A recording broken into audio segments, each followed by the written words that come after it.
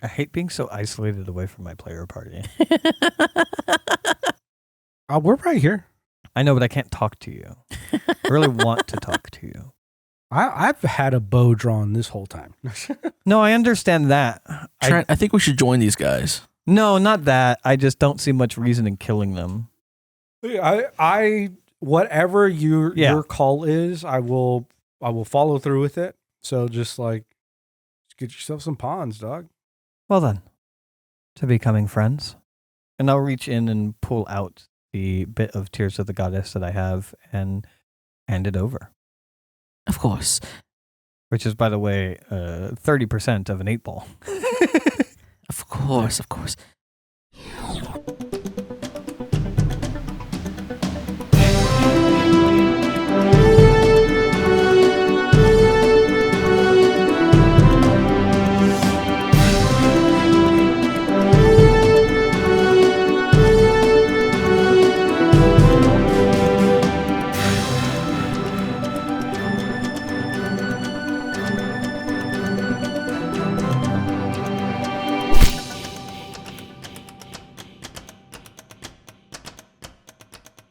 Welcome to System Exploration by Unfortunate Ones. We are back with this is episode 5 now, right? I believe so. Of our AD&D exploration, Midland Caravan, with our DM, Gray. Skip the part. I was about to say. Sov. I'm Nix. Yeah, I'm Greythorn. The DM. Before we jump into it, last time we were joking around a little bit where I told you guys that my heart was pumping in that scene, in that RP scene. And I told you in the back of my mind, I was looking at Gray, and if Gray did anything sour, I was just waiting to be like, entangled. However, I changed my spells. I didn't even have entangled, so I couldn't have done that. So even my Hail Mary backup thing, that would not have played. Oh, all right. It's a good thing things went the way they did. It's a very good thing they went the way they did. I do have questions about that, but we can probably get a little bit into the story. Mm-hmm. So I'll let you, I imagine, narrate us over our 2 days. Yeah, well, I'm pretty sure we did the Did we already? the writing towards it. We arrived to the village. By the end of the last session, the little village was arriving on the horizon. Okay, then I do have a question because it involves spell preparation. Okay. It's a bit ambiguous in the rules, so that's why I wanted to ask you as a DM. This is more of a, I need to know your decision on this, your deliberation. There's a potentiality that we are going to act at night on the same day that I would have to prepare my spells, right?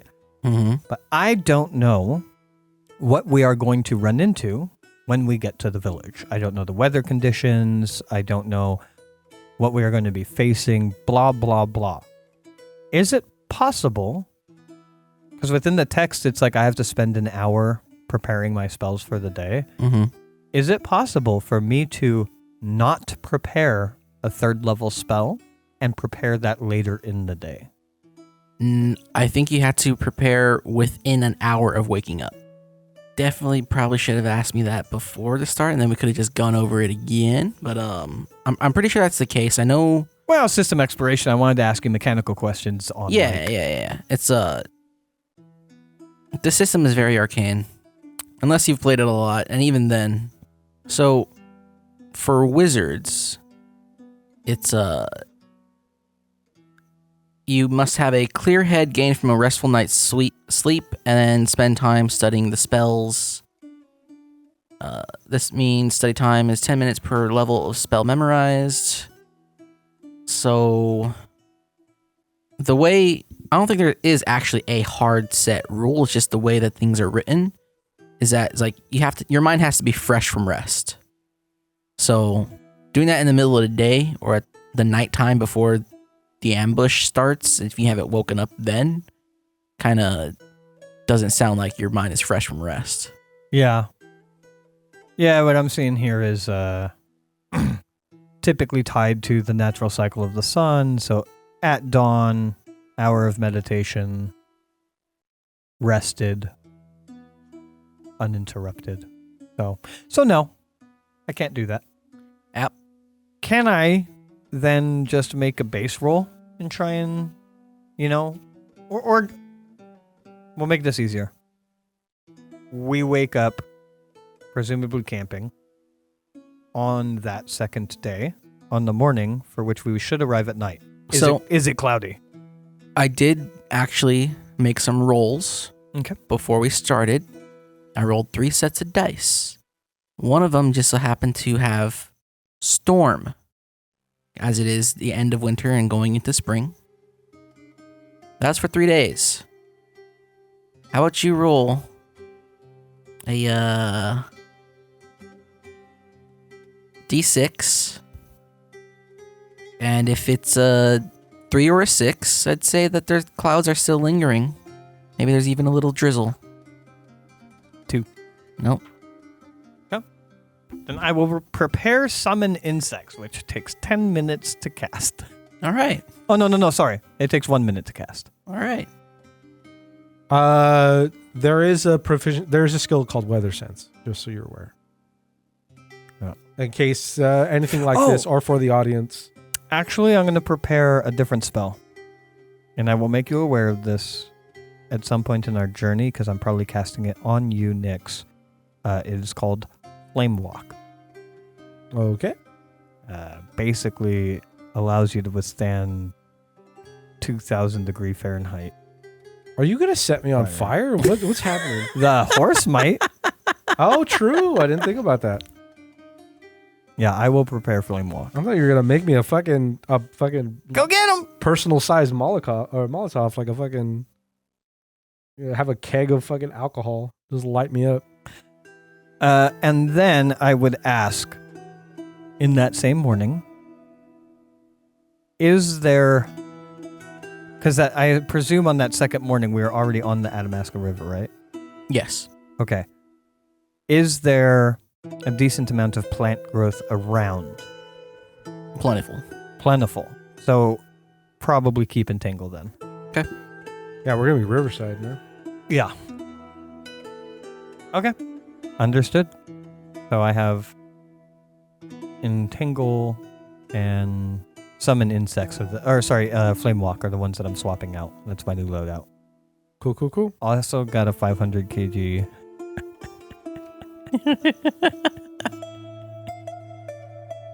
Okay. Anyways, we come up to the outskirts of... You see it on the horizon. It is, I think you guys are arriving closer towards the evening on the third day? Mm-hmm. Second day? I thought you... 2 day. It's That's a 2 right. day I was ride. thinking a fourth day was involved for some reason. 2 day ride. Third day is the meeting. Yes. If you're arriving around night, you can see the village in the horizon. There's still a few firelights here and there. Is there any fire on the horizon away from the village? No. No. Not even with the check? You go ahead and make a perception check. But most of what you see is coming from the village. A very good check. Yeah. 17 plus 14. No. Okay. Maybe not. Which direction are you looking out for? How about that?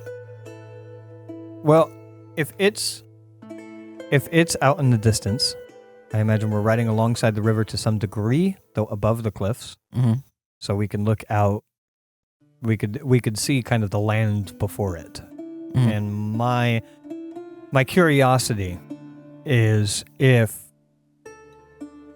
the Eterna gentleman is otherwise not in town, maybe as a camp outside of town or something along those lines, or are there farms outside of the town or homesteads, or is it just this village that we're dealing with? It's just this village. Okay. You'll see a firelight maybe out towards the south, but not towards the west. Over the river?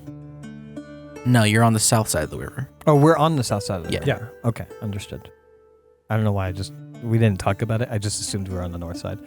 Okay. No.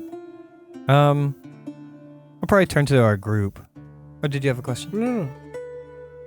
I imagine we want to be relatively a safe distance on this side of the town where we're going to stow our horses. And I also imagine that since you aren't known, you would be the one, Brent, to walk through the village, see if you can spot either an Eterna, a hair, or a goatee.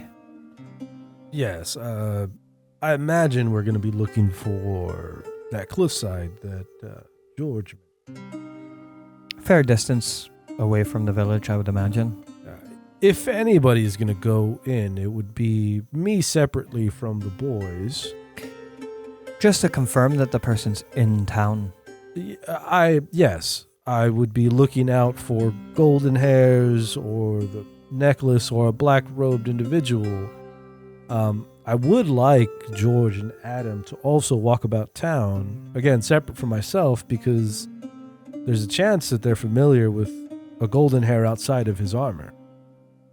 I don't know what other golden hairs look like. I've never been to your training or your facilities. If you were to see a friend of yours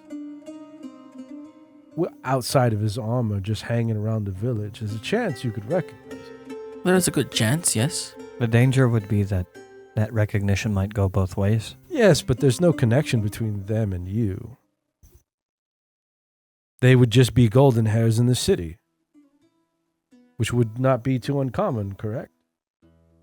No, I guess the excuse can be that we're taking the river down south to the final port and using it as a shortcut to get up north. Yeah, you're doing golden hair business.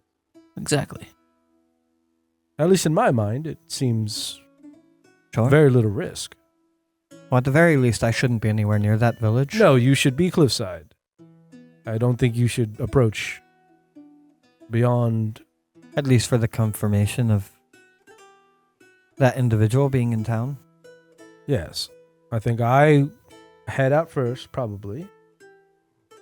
And maybe an hour or so after me, the boys can go.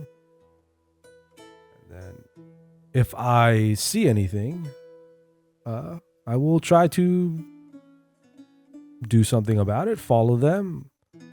Well, more so, I would just get confirmation that they're there.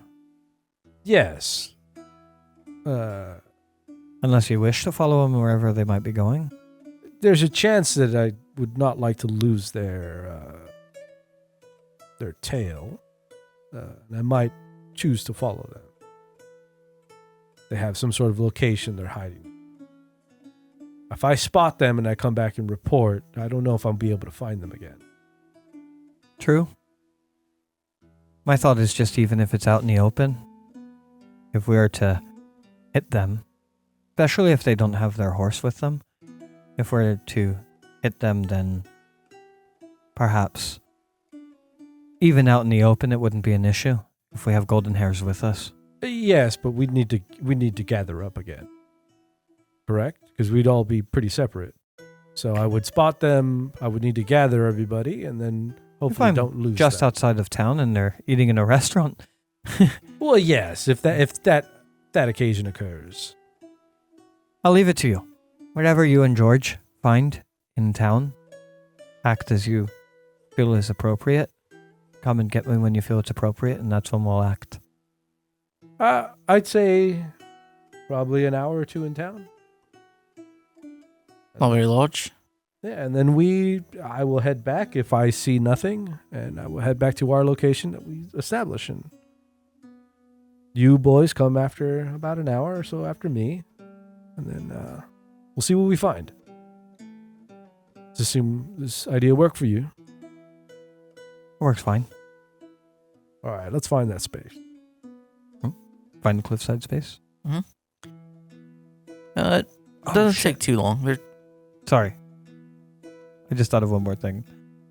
If neither of you can find them, there is something that I can do, but it might not work the way that we intend. I can try to use my magic to locate their horse, but as far as I know, I will only be able to locate the nearest horse in the direction that I'm facing, and I imagine there to be other horses in town. I can try and specify for the horse, but I've never had to do that before. I'm not sure that's how it would work. I don't know the extent of your magic. I imagine this horse, the horse we did see, it's a very unique horse. I don't know if you could specify a fire-breathing horse. If it's... Or even a horse that's killed a man. I think if its true nature is separate from a traditional horse, I'll be able to find it. But if its true nature is just a horse that has been through items or other means, then I might just find the closest horse in front of me instead of it. Sure. But it's something we can try if we can't find them. Just saying, I don't know how magic works, but like if you go like, I'm looking for a man-killer horse, it's probably... Not quite like that. All right. Well, anyways, this is most likely only going to be the next 3 or so hours of... we'll have time to exhaust options. Well, if we can, I'd like to do what we do tonight. That way we still have the surprise. Yes. Keep an eye out for other golden hair as well. Yes, that would be on my mind. And I know this one's a little bit more obvious, but if there's anybody else walking around in a black coat, maybe note that. Yes. I'm not going to only specify... black cloaks are relatively not an uncommon item. I think it's a list of behaviors. If you can't see the difference from the black coat that we saw that night. Yes. Yeah. George, let's find that cliffside. Right then. There are plenty of cliff sides here. It's not hard to find one. There is some you can see that are more common trails, like they have the wooden fencings and the little flags tied off of them to show you like, hey, this is the way you climb up. You could get up there. There's enough leeway for horses to get up there too if you want to. Okay. Yeah, I imagine like you guys as golden hairs and a stranger coming into town just to confirm. I imagine you could take the horses for that, but when we actually want to act, I imagine we don't want the horses around. Oh, you want me to take the horse into town, or like? I'm saying you could either way, but when we act, no. When we have a plan, if we are the ones able to initiate a plan, I don't think we should take the horses. I think George and Adam probably could. If the idea is at some point I want to be stealthy, I probably shouldn't. Yeah, that's true. Okay. Yeah. Okay. I will, as soon as we find a nice little place to be, I will break off from the group and I will head into town. All right. For the camp itself, just because I'll have time there. Entangle. No, actually, my plan is to keep a cold camp, so probably not setting up any tents. Probably like maybe bedrolls, because those could be replaced. But probably no tent, no fire, just a cold site, and just establishing a place so the horses can otherwise be tethered, but nothing else very established about it. And then I will sit down and continue carving my little wood carving. All right. So Trent goes with the golden hairs down to the village. We're separate. Goes separately with the golden hairs down to the village. Yeah, I said about maybe like an hour's difference between when I arrive and when they arrive. All right. Are you going first, or? Yeah, I'm going first. Okay. So you get down to the village. It is approaching, later into the night. People are out of their tents. Maybe you have some larger tents, more like a yurt. Okay. Here and there. So some people sitting around a communal fire, cooking, trading food, trading meals, stuff like that. It's this area looks a lot more, I think I said tribal before. I'm not sure if that word really fits. It's like this place is more of a subsistence sort of farming community. Is this like a single road town, or is it gridded a little bit? There's no roads. Just dirt. Just dirt. There isn't like a a path? Yeah, Like there's a larger path. They're just, people don't build here. Of course, I meant when I meant road is like, is there like a single lane? Yeah, there's that is like people are kind of like that. off of. Okay, and there is like a port, correct? Yes. Okay. So if you go to the center of the town or the village, where most people are kind of gathered at this point, in the center you'll find like the larger bonfire that people are kind of hanging around, and you go directly north, you'll find the port. It's it's deeper into the cliff sides. And then there's a lot more structured areas there. You'll also find a lot more horses here as well. Okay. From the descriptions, I don't think I got a really good look myself, but from the description from Sharon, when he spotted the chain, the golden haired chain, was there armor underneath the cloak too, or was it just the chain? I think he just saw a chain. He just saw the chain. Okay. I am going to be looking as I'm passing. I'm going to kind of pass through the village towards the docks. Kind of like make a sweep of the docks and probably make my way back. And probably stop at places to drink on my way back through the village. Okay. And just kind of taking it slow, trying to keep it very observant, looking out for specifically men with goatees. Trying to see if I spot that chain. Very similar, because it was there. The very similar black cloak. The black cloak, and then any golden hairs just out in the open. All right. I don't know if you want me to roll for that or not, or if some of it's obvious. Sure, just go ahead and roll. I would usually make people roll, and then if it's obvious, I'll tell them anyways. Yeah. It's what I like to call an empty roll. Yeah. I'm not saying this is empty. You're not saying this one is. He's I'm so just dead. saying, yeah. He's dead. He sees He's it dead, coming. Jim. That was a 2 on the dice. He's dead. So Trent never returns to camp. I get Sharon, picked up. Sharon, what are you doing? 2 days pass. Your friends never come back. Yeah, so you make your way around the village. You'll notice every once in a while that people are giving you an eye. You're a new face to a small town. You go around, you don't see anyone who looks like a golden hair. You don't see a chain, you don't see the armor. And most of the people here, their clothes are sort of like brown linens. Sure. Like if they were to walk out into the desert, they'd kind of blend in real well. Yeah, the clothes designed for the weather and the place that we're at. Mm-hmm. Indicating that these are people who just live here. Yeah. Every once in a while, you might see someone who doesn't look like they belong. Like they might come from Anamaska as they're like passing through, maybe back up towards Anamaska. You make your way around towards the port area.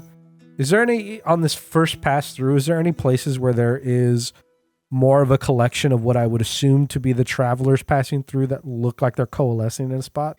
Like it is the place to drink or socialize if you are somebody who's trading here or passing through?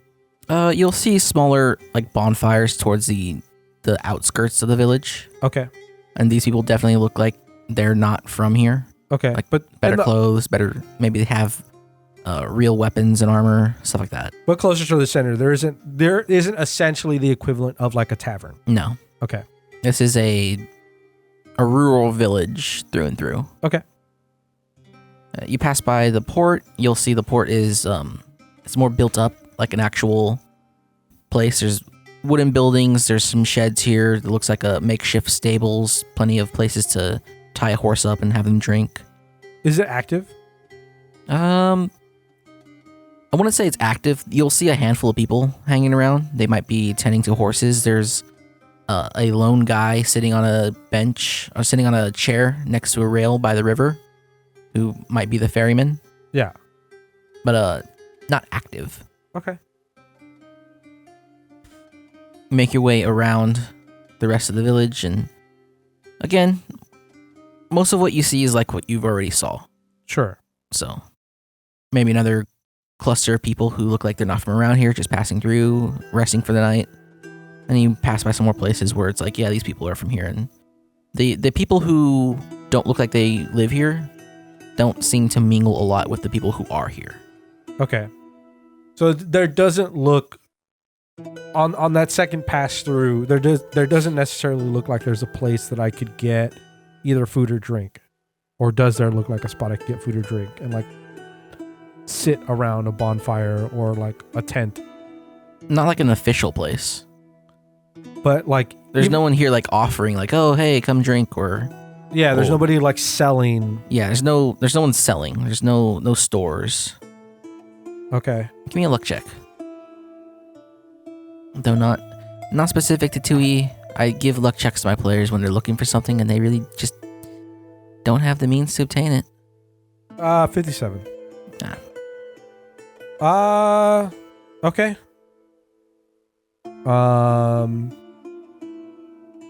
As per usual with Trent, really bad rolls, really bad luck. Not really functional at this part of the game. You cannot find the tracks of the barkeeper. Yep. I mean, if there is no place that would excuse me as an outsider to permit myself to linger, there is no. So like the dock is the only place that has like wood structured buildings. Everything else is like yurts and tents and very deserty sort of kind of accommodations. Okay. There isn't an equivalent of like a livery or stable By the port. By the port there was. Yeah. It's very makeshift though. The horse that from the guy was like huge, right? Or Gigantic. there's no horse anything like that. No. In this livery. Yeah, of course. Okay. I will. Yeah, I don't really have a good. Is there a possibility that I could use on my way back, that I could kind of hide from people and using my abilities, just kind of sneak off into the shadows? Sure. Just to give myself at least some opportunity to do some level of scouting. Let's see. What am I? I'm a warrior, ranger abilities. Hide in shadows. Are there any extra modifiers for those? As far as I'm aware, the modifiers exist on the table. Like, the table is percentages based off of my level. Is there like a table of abilities that these classes have separate from? What are you looking at? So in the player's handbook, under warrior, under ranger, there is ranger abilities, and ranger's followers. So in ranger, like class feats? Yeah, I wasn't aware that we had that. No one told me. It's more of a thief and subclass thing. Like, so thieves, they have their own special abilities, like pickpocket, pick locks, Sure. Like move silently, hide in shadows. like you've already used. So in the same context, you've already used abilities like this that are in that section, which is like you can identify pure water. Oh, That's part okay. of- Is that Yeah. okay? I just wrote mine down. Yeah, just thieves have tables based on percentage rolls. Yeah, instead of your ability that you can identify pure water, I can move silently and I can hide in shadows. It's just part of the abilities of the class. Do rangers have climb? Let me see. Okay. Basic skill, blah, blah, blah. Ranger could fight two-handed. Skilled woodsman. Have a tracking proficiency. I don't know if I can... I don't know. I don't see anything that's specifically. I'm just. Nope. I didn't mean for that to come through, but I did a find, no climb. But no, it was 83. I probably pretty aware that I have not. I have eyes on me, and I have lost eyes, even if I've tried to move into the shadows. And I will just kind of make my way, kind of out of the village. Right. And I imagine either I didn't or I will pass the boys. Yeah, depending on how long you're in town. Yeah, I don't know how long that would have taken to make the whole sweep into. I guess depends on how thorough you want it to be, but I mean, I would have liked to have taken my time, but also I rolled a 2 on my dice for perception, so I imagine there's some unintentional level of hasting through this. All right. You make your way back. Yeah. You're, I assume, now with Sharon. Yeah. The golden hair will be on their way. All right. That was less than fruitful. It seems like outside of the docks, it's a very, very rural town that's kind of sprung up about this. I was expecting some sort of, I don't know, some sort of noodle vendor outside. Somebody selling some sort of food to travelers, but it doesn't seem to really exist here. I don't think the people in this town probably pray to solve. Usually that's where you might find noodle shops. Of course. I'm an avid follower, so I enjoy noodles. But I was expecting something along those lines, but I feel like it's very segmented. At least it feels that way. Like there isn't a lot of commingling amongst the potential outsiders and the people who are of this village. I imagine the dock during the day is probably a different situation, but it's hard to say. No horses, very similar to the one we saw, are in what I assumed is the actual biggest livery of the town. There seems to be a ferryman who's there, but nobody who matches the description of what that black cloak fellow, that cloak specifically that he was wearing, or any golden hairs that I was able to spy myself. I saw a couple men, probably. I see a couple men with goatees. Yeah. But nothing. I saw a couple men with goatees, but nothing. I mean, goatee is a goatee. Well, in a small village, it's about what I expected. That's why I was keeping my eyes to the horizon to see if we saw any fires. I imagine only people that live here would have a place. I imagine there's no inn or the like to rent rooms from that our friend might be staying at. So, like us in the cliffsides, I imagine he's camping somewhere. My base instinct and intuition, I could very easily be wrong, is the level of magical horse that horse was. I don't know how much rest it needs, how much the rider needs to actually stop in any particular location. Feels like they probably just ride. You know? Sure, but that's why we gave them the extra day. Yes, Perhaps they're just simply not here yet. could easily be that. Well, let's see if the boys spot anything.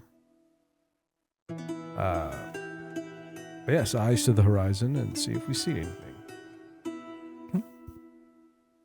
Did the fellow make any mention of where you were meeting specifically and what direction he might be coming?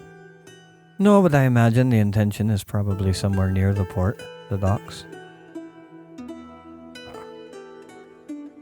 For our confrontation that we potentially could have with this man, are you going to try to intercept him a little bit outside the village, as to not potentially have harm's way befall No. Non-participants? The village provides protection for you all to remain undercover. Sure. Hard to set an ambush if we try to intercept.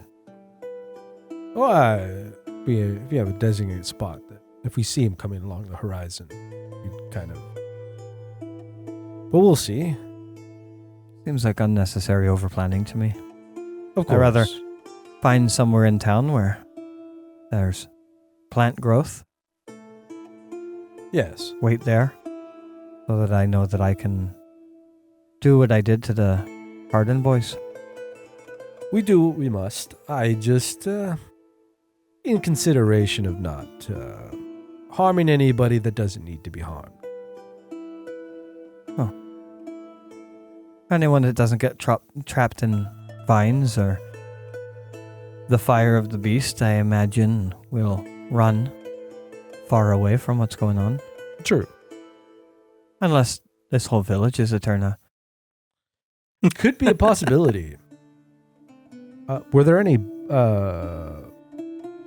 black texture, black clothed, black colored tents in yurts? No. There was a whole yurt made out of nothing but black cloaks. It was pretty insane. Had a giant horse outside of it. I didn't make anything of it. I had a low roll. I had a low roll. It sneezed and flames came out. It's common Probably allergy. just normal horse activity. It's common in Alacra. They do fire sneezing. It's We'll wait for George and Adam to return. All right. George and Adam return. Well, did you find anything out there? no. It wasn't very fruitful on my end. To be honest, I've never been to these villages during the nighttime. Can't say I saw much. People seem to keep to themselves. There's some travelers here and there. I noticed that as well. I think most of them from Asherma might be coming here from the Midlands or going back to the Midlands, whichever way there is. I didn't stop to ask questions. But aside from that, seems like a normal village. I mean, it was an off chance that you might spot somebody you recognize. Yeah, I mean, if I did, It would have been helpful in some way. If you saw a golden hair outside of his armor, just hanging about, be like, hey, what are you doing here, Bill? That'd be suspect. Yes. Oh, finish carving. Actually completing my carving, but not presenting it, and stow it away. I'm gonna stand up and join the conversation. Well, my thoughts are that we stay here in the cliffside, get a bit of a short rest, and then deeper into the night, me and someone to back me up perhaps, make our way back to the village, somewhere on the edge of the village, and I'll see if I can indeed spot or find the direction of that horse.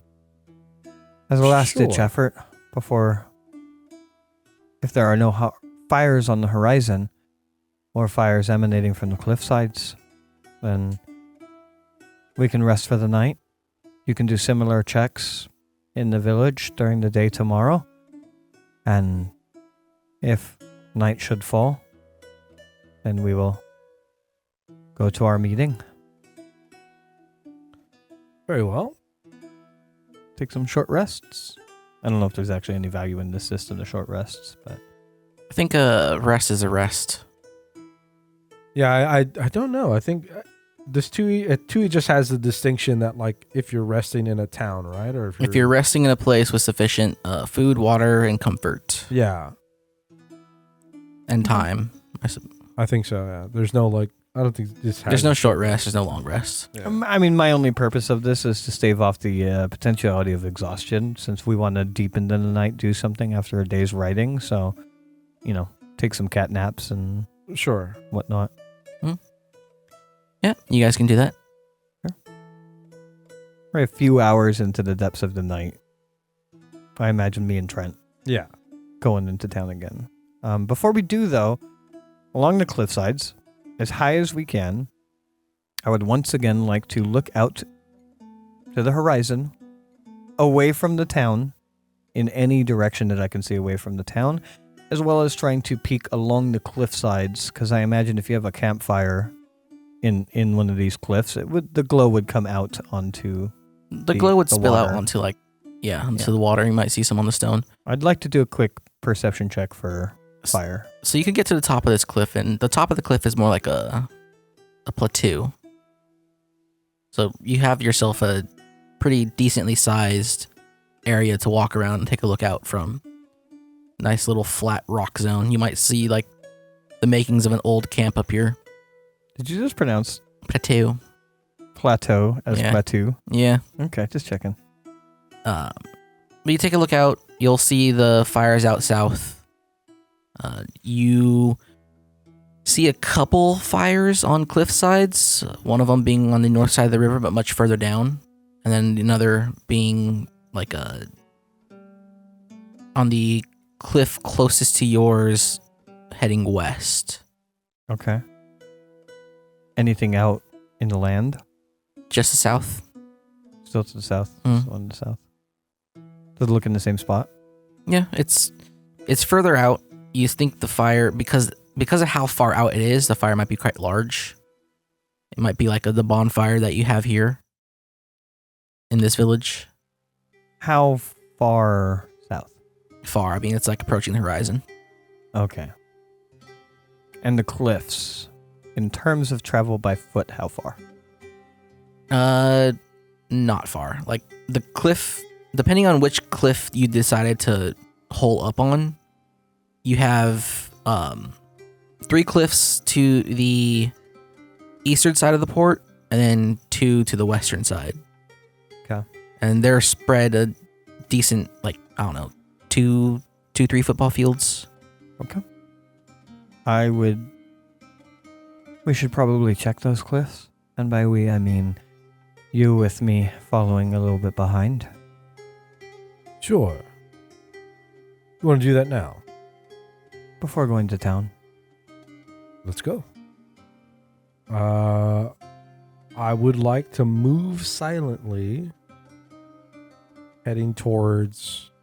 Well, I'll start moving silently once it's reasonable within range of this. Yeah.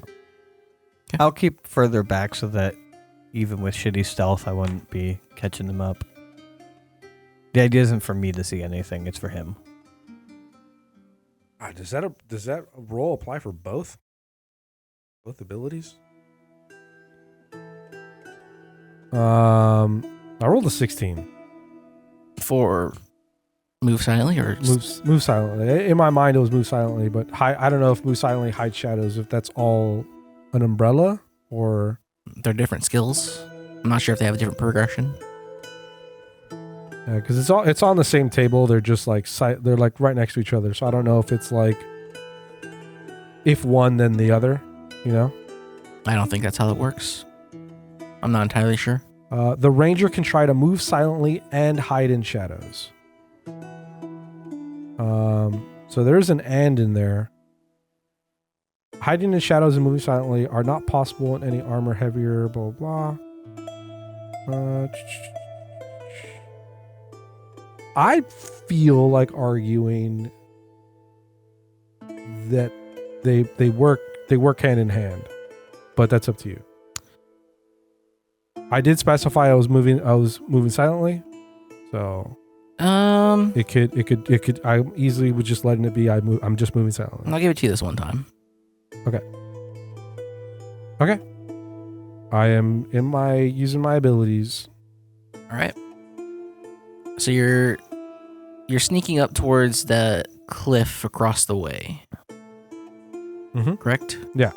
Towards the You said there was 3 of them, right? Yes. We're going to hit all 3. yeah. Whichever one's closest.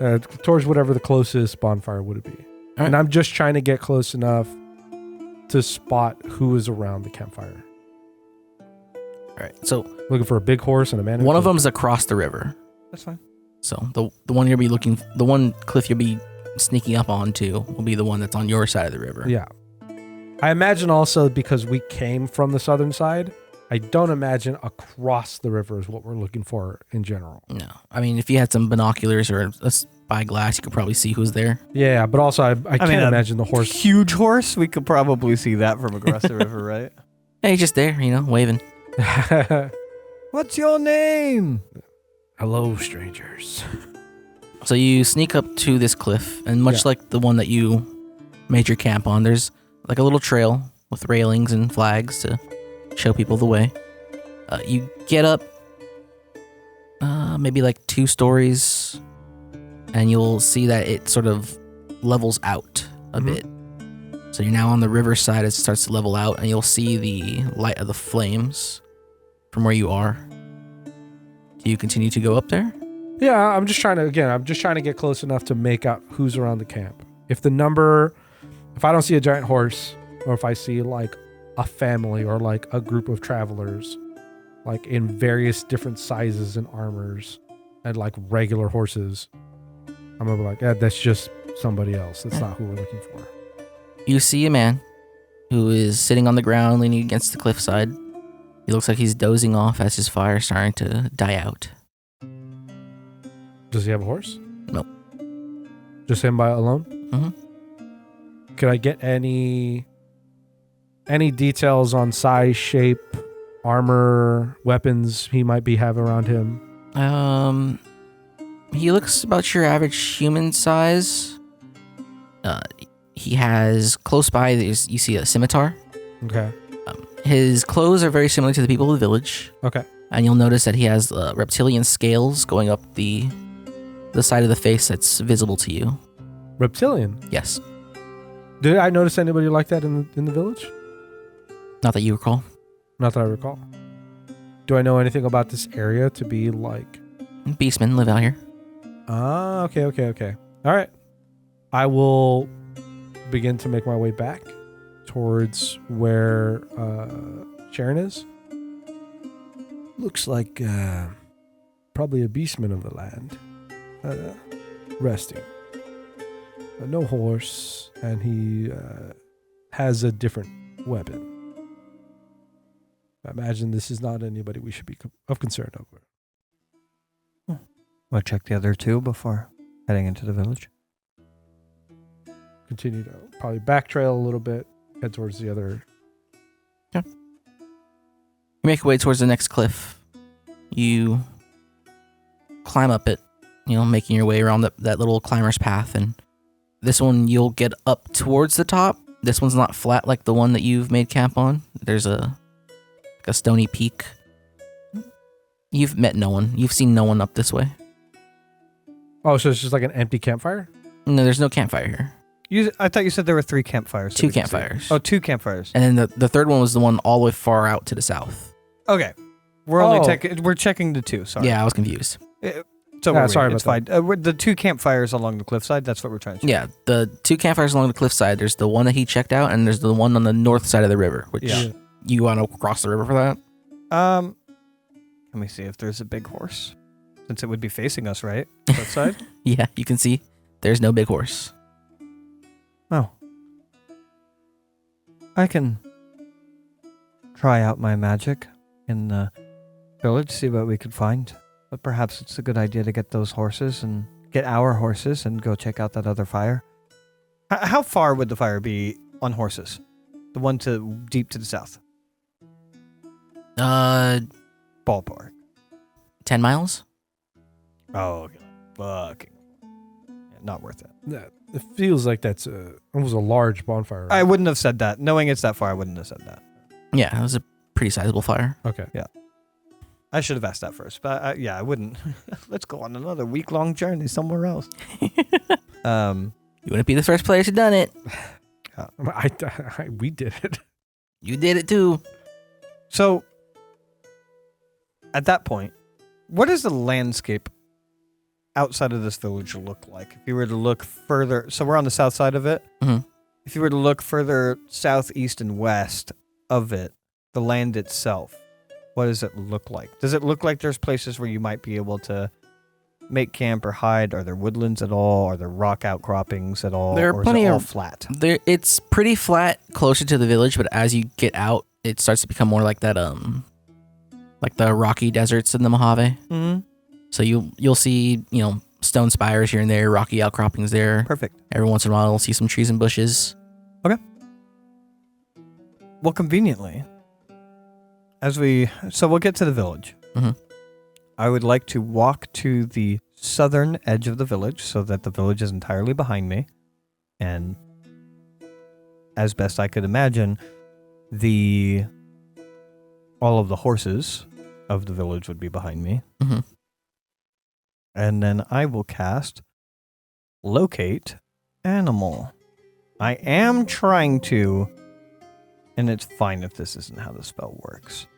I am trying to, as best I can, imagine this extremely large variety of horse as best I can describe it in my own mind as I am trying to locate it. What does the spell do exactly? I was assuming we were wanting to look it up again. Second level? Let me check. Correct? Okay, why is it only showing me the first level one? For some reason it's only showing me my second level one. You want me to read it out? Sure. Yeah, because I'm not finding it for some reason. The caster can find the direction and distance of any type of animal or plant he desires. The caster facing in a direction thinks of an animal or plant and then knows if any such animal or plant is within range.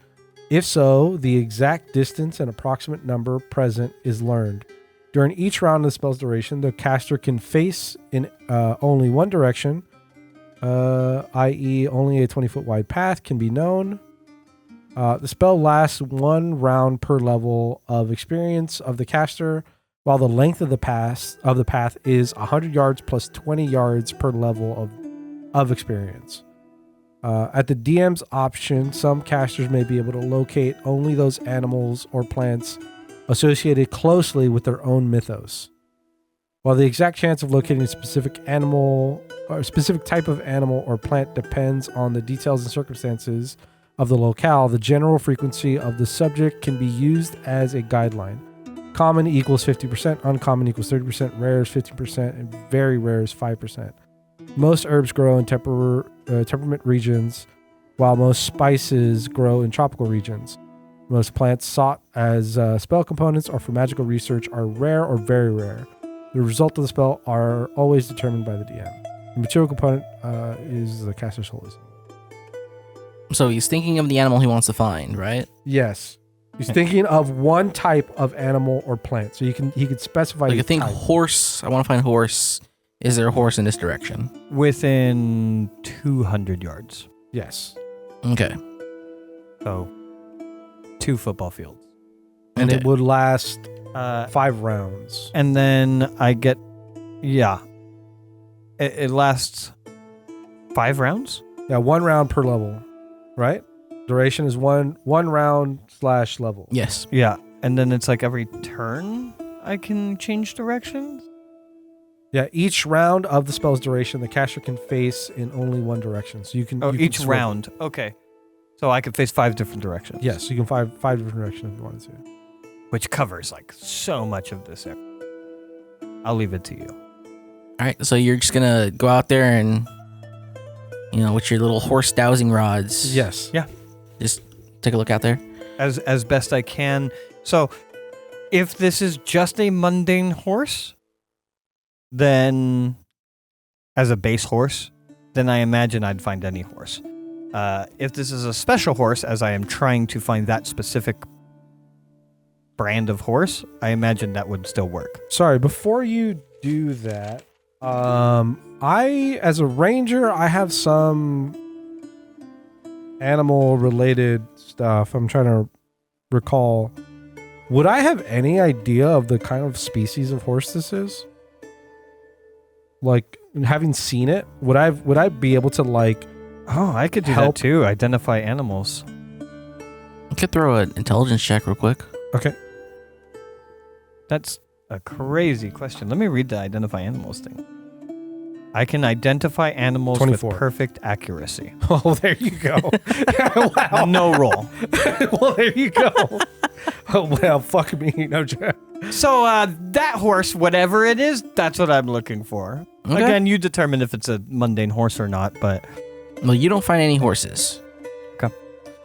As far as you know, you feel like that horse might have been a draft horse of some sort. But that's as far as you know. Okay. Well, unless you want to go for a 10-hour ride, I think we're going to go back to the cliffs and sleep. And you and the boys can go back into the village tomorrow. All right. Well, let's get some rest. And we do.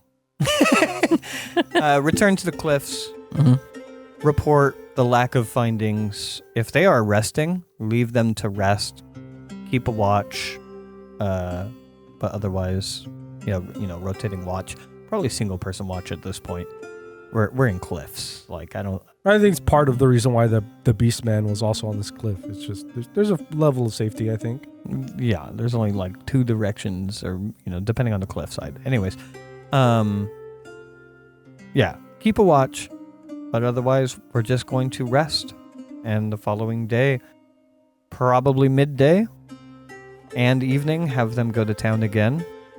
I would also do my best, if you don't want to, interrupt me. If something happens at night, I would in the day do my best to kind of flip and readjust my clothing. I'm not wearing the exact same thing as last night. As to not, I definitely was eyed a lot. Mm-hmm. All right. Daytime comes. What are you guys up to? Same thing. Midday, send them out to Probably the the same village. same amount of separation of time between me and the boys. I would do a very similar thing. Go through the village, go through to the docks, see the docks, come back, and either at the docks or on the way to the village, if there seems to be a place that I could get food and a drink, I would like to hang out for a bit. Just kind of get my eyes on the field. Same thing. Looking for a guy with a goatee. Looking for that same kind of, if somebody has that cloak they're wearing or on a saddlebag or like in their possession. Big draft horses. Kind of keep an eye on the whole laundry list of things that could potentially be this person we're looking for. Goodberry. That's all I'm doing. Oh, actually, I got to roll for my good berries. All right. So you go around, do your scouting thing in the village here. Town's more lively. There doesn't seem to be as much people. You see the people who look like they weren't from around the village. Most of them have left. Mm-hmm. A few others linger around, seem to be doing bartering with the locals. Yeah. You'll find that this place is a very communal in design. You have a lot of people sort of allocated into locations, doing tasks. Sure. A lot of them is preparing food for the day, preparing meals. There are like makeshift tables. I wasn't sure if I could call them tables, but they're set upon the ground as little places to sit are being set out to. Some of these villagers arrive from outside the village, and they go and they sit around waiting at those tables for whatever to be served. You still get some eyes every once in a while. People will notice you. Go ahead and give me a perception check this time around. Yeah. I mean, I'm a stranger walking through a very communal area. I think I pass. That is 23. Yeah. Maybe it was hard to notice because of the nighttime, but you'll start to pick out that there are a decent amount of beastmen out here. Okay.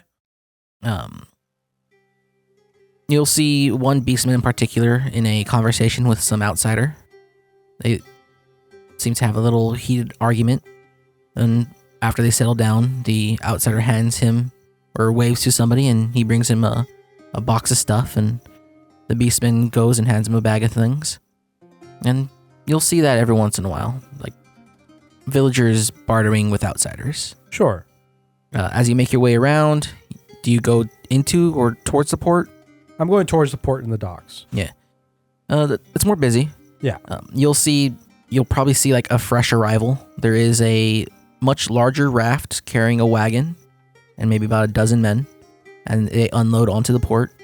They hand the ferryman a slip of parchment paper, and he nods at them and he lets them pass through. And you'll see some younger people, maybe about kid age, mid-teenager. They'll tend to their horses. They'll take them to the little like makeshift stables here, make sure they're parked in front of water, let them rest if they need to. And it's sort of how the business goes around here. You make your way around the rest of the place. Is there some in this area, considering that, there's places where, horses are being taken care of? Is there any location here where there's like to get food or drink in the docks in this port area? Actually, yeah, there should be.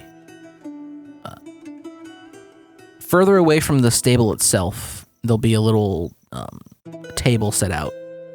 And next to the table is like a makeshift sort of stone oven. Sure. And there'll be somebody waiting there.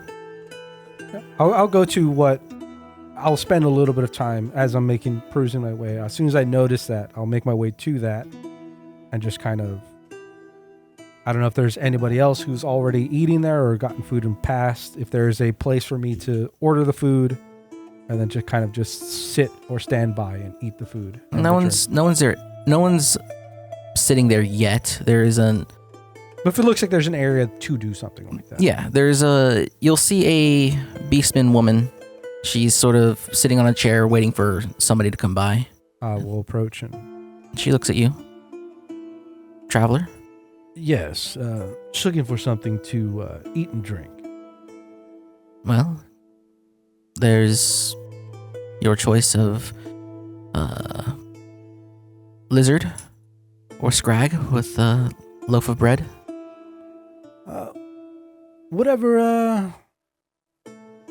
Whatever's the most popular. The pig. Would you want anything to drink? We can only offer you water. Water is fine. She nods. She goes and she'll take out like a freshly butchered carcass of a small pig about this size. Sure. And she'll throw it into the oven. It'll take some time, but you'll have your food. I will gladly eat up as much time as possible to just kind of observe the surroundings. Yes, I'll wait till the food comes until I pay to ask further questions. Mm-hmm. She serves you a piece of bread while you wait. It's not quite soda bread, like the biscuit type bread. It's kind of like a halfway point between that and proper risen bread. Okay, so it's like a harder bread, like a tougher, made for this environment kind of bread. Once the time passes, she'll ladle some water into a wooden mug, or sure. more rather a bowl, and then she'll put on a stone plate a piece of pig. Oh, how much? 3 slats will do. I will put 20 slats on the table. Push that across. I go, do you mind if I ask you some questions? You hear she gives you this look with a slight amount of like concern. And you'll hear like this animalistic kind of, I don't want to say growl, but like what's the sound that you expect a cat to make when they're curious about something? Like a meow? Kinda, but it's more guttural. Sure. And muffled. Like excited or fearful? Confused. Okay. You say that, she makes that sound, and she palms the slats off to the side of the table and into her apron. Not a lot of people are willing to spend that money here, especially with one of my kind serving them. Oh, I'm not bothered by such things. Are you familiar with the men they call golden hairs? The rabbits, yes. The rabbits, yes. They pass by every once in a while, and what coin that we earn from our services here, we get supplies from them. Have you seen any recently? How recent? I say within the last few days. One that travels alone. Potentially. I have never heard of a rabbit travel alone. They're often in packs like dogs. Well, have you seen one in packs? I've seen plenty of packs. Recently? And we've had a wagon come through here about a week ago. A week ago.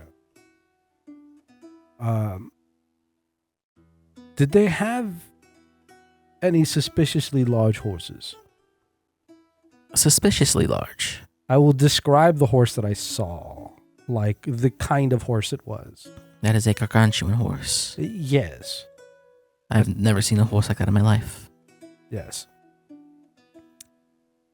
Any of these rabbits that you saw, was there a chance that you could have seen on their person or something they carried as a darker cloak?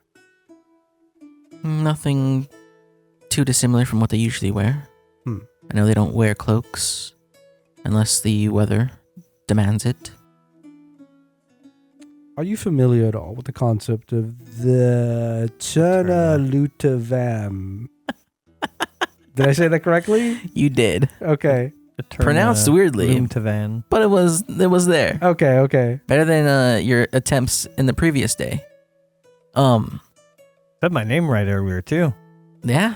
The first time. Good session. Yeah. Yeah. 5 sessions in, finally said his fellow player or character's name. Also, probably during the whole time that this is happening, I am probably stuffing myself, my face with this food as I'm having this conversation. That feels like a very Avatar Airbender scene.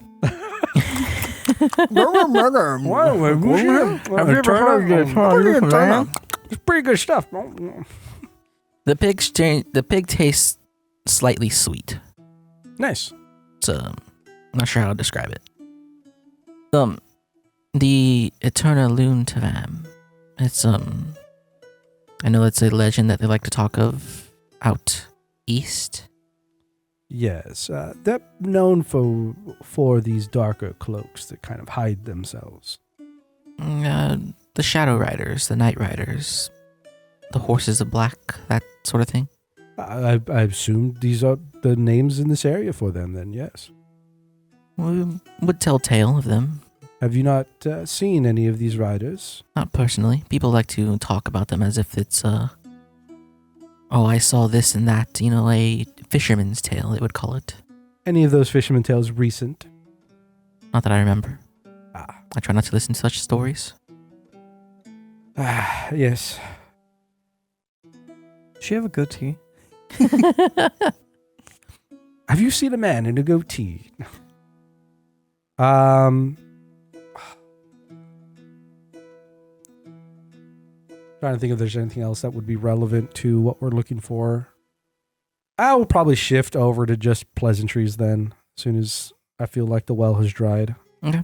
Finish my food, finish the bread, finish the water. Well, thank you for your services. She bows her head. Have a nice day. We'll continue my walkabout. Alright. Most of the same. Yeah, so I figured. Alright, I will make my way back towards the group. Okay. Or back to our location. Alright. You're all back together again. Yeah. Well, The boys haven't set out, right? No. they haven't set out? No. It's very similar business as last night. I don't know how much more George and Adam would gain from actually making a walkabout. They still could. Well then, I would say just before evening, George and Adam make their way to town. You separate once again, but this time not with the intent of looking around. pick a spot. Be inside of each other so that you know where the spot is that has ample growth near the port, where you all can lay and hide as soon as the sun is down. And then I will make my way during dusk over to the village, into the growth, with a portion of the goods. And if indeed it is only the one rider who approaches me, then I will use the dust to once again cast Entangle on them, and you can come out from your hiding in order to ambush them. I'm sorry. This was going to be Riverside or by the dock or By the docks. by the dock? I imagine that's where he will be looking for me. Sure. My time just kind of. I know I didn't specify looking out for it. Would I have an idea in my head of what, like a spot in the docks where he would be? Just near them where there'd be growth. Just before we get there, just if I have an idea in my head of where to be. There's not a lot of vegetation by the docks. There's like a lone tree that kind of sticks out from the cliffside, and maybe a bush.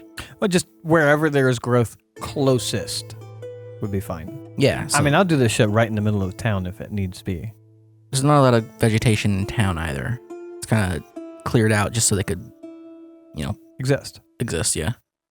But I imagine there's some level of vegetation, right? Because I only need some for Entangle to work.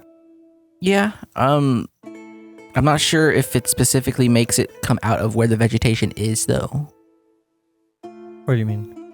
So, like, if you had grass on here and then stone road right here, if you cast Entangle right here, In the stone, it wouldn't work. Yeah. like, would the grass just here be the Entangle and the rest of here just be a void zone? I don't know because it just says 40 foot. To be honest, I don't think it even, I'll have to, let me read it again. I don't think it even specifies there being the need for plant around, but I will read it again, just in case. The caster is able to cause plants in the area of effect to entangle creatures within the area.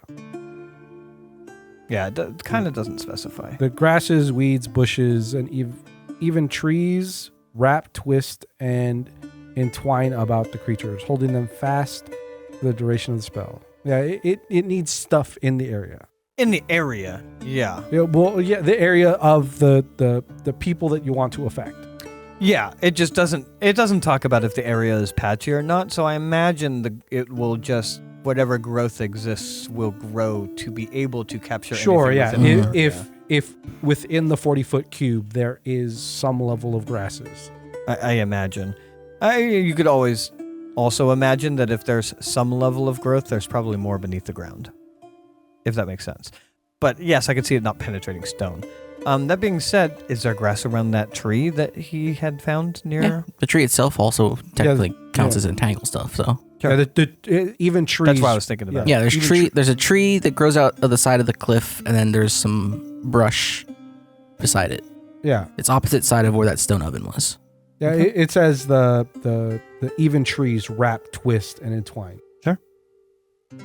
Okay. So I will tell you about that area with around the vendor. Okay. We had said at night. I imagine it was like 10 p.m. the last meeting. I imagine 10 p.m. is like the call time. So I will be in position at 10 p.m. and you guys need to be close enough to flank. Yeah. We'll head out earlier and we'll kind of adjust ourselves to be within that area. But yeah. Okay. All right. The plan. So we're going straight to you guys setting up. I figure we're going to the meeting. Okay. As best as trying to head out setting early, up for the meeting. Either, an hour or 30 minutes before him, going to the area that I told him kind of where to look out for, go past the docks here. Even if I make a crude drawing of the area, in the dirt, kind of here, there's going to be this building here and blah, blah, blah. This is where the tree is, going to be around the tree. We'll try to be around there. I will be separate from George and Adam, because they will, I don't know where they're going to hide, but I'll try to use my ability to hide in the shadows.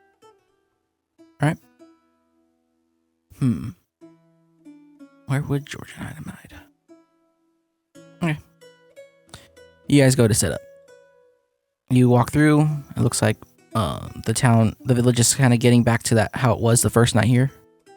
Even if we could, could we potentially cut kind of through the river and not through the village and not get extra attention? This cliff goes straight into the water, so it's sort of a sheer drop at this point. Okay, yeah, here. no worries. So you get around, you skirt around town as best you can to avoid attention. You get to your little place that you want to hide in shadows. You have where exactly do you want to try? Do you want to try hiding in like the makeshift stables? If there is some level of building that's causing shadows, some level of like grouping of barrels or objects that are like kind of an awkward shamble of things. Real Assassin's Creed Ezio stuff here. Yeah, you can do that. Yeah. Well, I can attempt to. Well, you can attempt to do that. Yeah. I mean, I shouldn't have said anything. I'll give it if you're going to give it to me. I'll take it. No. You could just do it. 17. All right. Let's go. Find yourself some barrels and crates to hide by. Yeah, I will fucking slink into the shadows. I will Homer Simpson disappear into the bushes. Adam and George will take towards the dock itself. Yeah, seems good. Do I see them? Like attempting their place to hide? Yeah, you see them trying to get underneath the dock itself. Do they look like they're doing a decent job? Like nobody's really looking at them? They have to first sneak by the ferryman, but he doesn't seem to pay attention to them Okay. as he's leaning against the posts. I was about to say I would love to do a fucking RPG moment if it looks like somebody might be spotting them to like chuck a rock in the opposite direction. What was that? Who's there? Who the fuck's throwing rocks? Yeah, if I need to. Okay. So they get to their position, and then I imagine now you wait on Sharon. Yeah. To arrive. Which I would be trying to arrive just after sundown. Or whatever that would mean to get into position. At this point in time, that might be pretty early. I might be waiting around for a while is my assumption. Okay. Yeah. Sun's still setting somewhat early. Actually, no, stick to the plan. I'll arrive maybe only an hour early, 9 o'clock. All right. In hopes that maybe you guys see something before I see something, or I see something as I approach. All right. In which case, I will try to approach wide so that I might not be immediately spotted. Also, yes, I will portion out and leave at the cliffside. Only like a third of the absolute massive amount of Tears of the Goddess that I had. All right. You leave the 8-ball at home. Yeah. God, sorry. Please don't be influenced by... You're not going to be influenced by the thing I'm going to say. I would love it. The reason why he could spot you or spot the last vendor is because he could like target it, find it. If like he sees it over in the cliffside, he just steals it from you. Would you have brought that up? No. I'm thinking of it now as a player, not as a... My character doesn't understand magic. It's fine. It'd be funny. Yeah, you go back. Oh, man. I actually think there's a good chance that horse smells things. I don't know what it can smell. I don't know it's magic, but anyways. All right. As you wait for the time to pass, you'll... Oh, no. Sorry. Last interview. I'm so sorry. Because it was fake. Because it was fake. Yeah. As the time comes to pass, you'll notice that the ferryman, he gets relieved by another person. The other person goes and takes a seat and leans against the post. He's just waiting there. That's been the only movement you've seen so far. Sure. You might see a couple of people come by and tend to the horses a little bit. The horses make some noise and they leave and it's quiet. You just hear the sounds of the river. Sharon, you approach. Do you avoid going through the center of the village? You go No. hug the cliffs? Intentionally go through the center of the village so that if I saw something, I could have ducked and hide. I already know because of your description with him that that's not true, but I could have. Okay. You go through the center of the village. You'll see what Trent has seen in the previous day and night. Just people mostly hanging around in small clusters. It looks like a small communal area where there may be people eating and drinking, talking about their day, sharing stories, etc. You pass through, you might see some more non locals around as they are also keeping to their small groups with their trade goods, their wagons, their much finer clothes. And you approach the port. I'll go immediately under that tree and take a seat. All right. I will begin pulling out a new block of wood and starting to carve something. All right. You begin your carving. Don't cry about it. Oh God, you're making carving. Begin your carving. You begin your carving. Time goes by. You don't see your friends around. You just see the lone ferryman sitting there, probably dozing off. Because even though he's freshly here, it's nighttime. Not a lot happens. Night shift. Mm-hmm. Some time passes, and you'll hear the stamps of hoofbeats.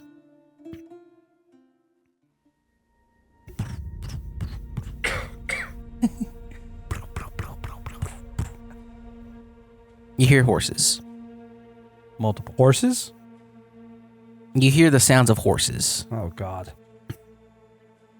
Do you take a look at where it's coming from? Sure. You'll see two cloaked figures riding up upon their horses. They are, despite the nighttime, there are plenty of stars in the sky. The moons are not around to shed too much light as they're almost fully new.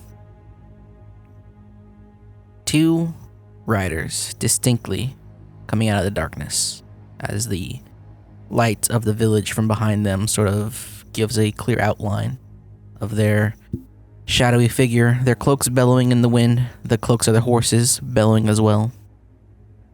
Once they get within like range of Sharon, I will, as I did previously, I will knock an arrow just to be ready in case anything does happen. Mm-hmm. They ride up. Immediately, you'll notice that these two horses are nowhere near as fucking huge as the previous one. These horses look about as similar to the horses that you've been riding.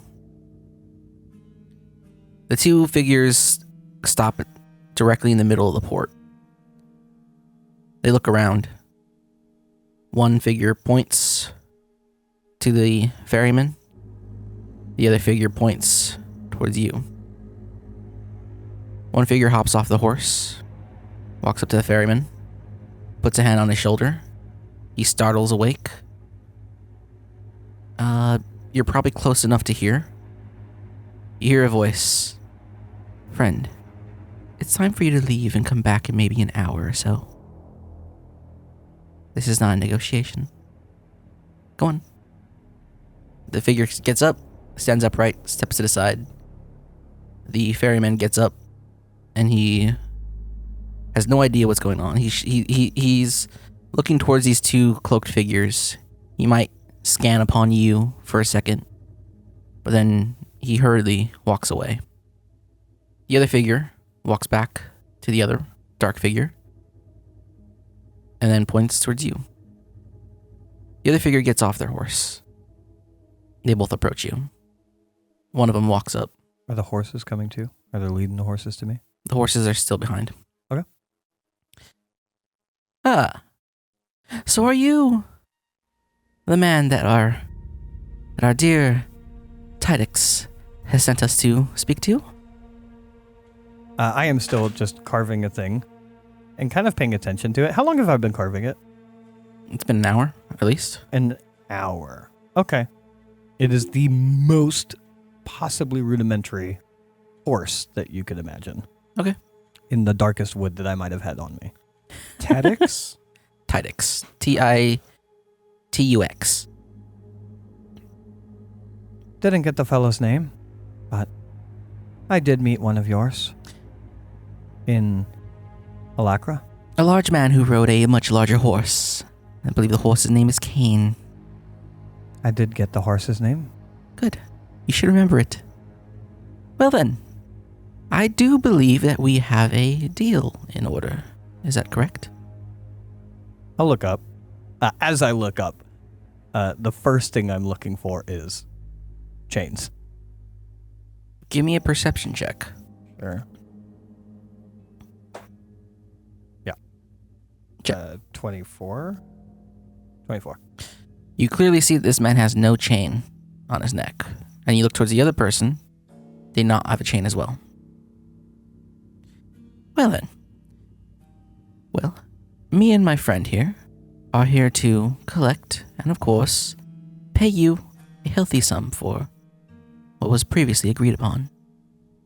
I understand that part of this deal is also hiring me and mine to go into the Northern Waste and collect more.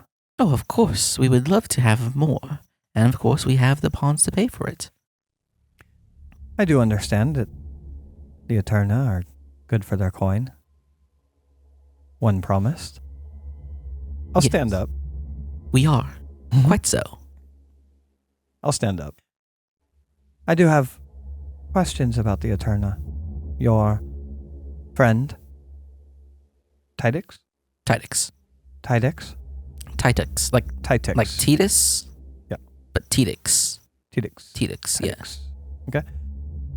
Your friend, Tidix, had seemed pleased with my curiosity, but as we were in Alacra, and both of us had eyes on us in Alacra, I didn't have a chance to ask many questions. I don't mean to hold up this deal. I'll ask questions after. Well, we will be more than happy to have this deal pass by us as fast as possible. We're always welcome to those who are curious to embracing the freedom of the moon. What questions may you have?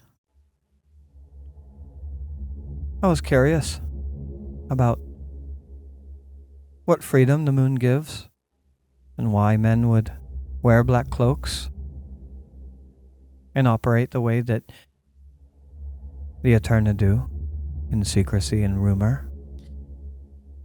Are you a student of history, my friend?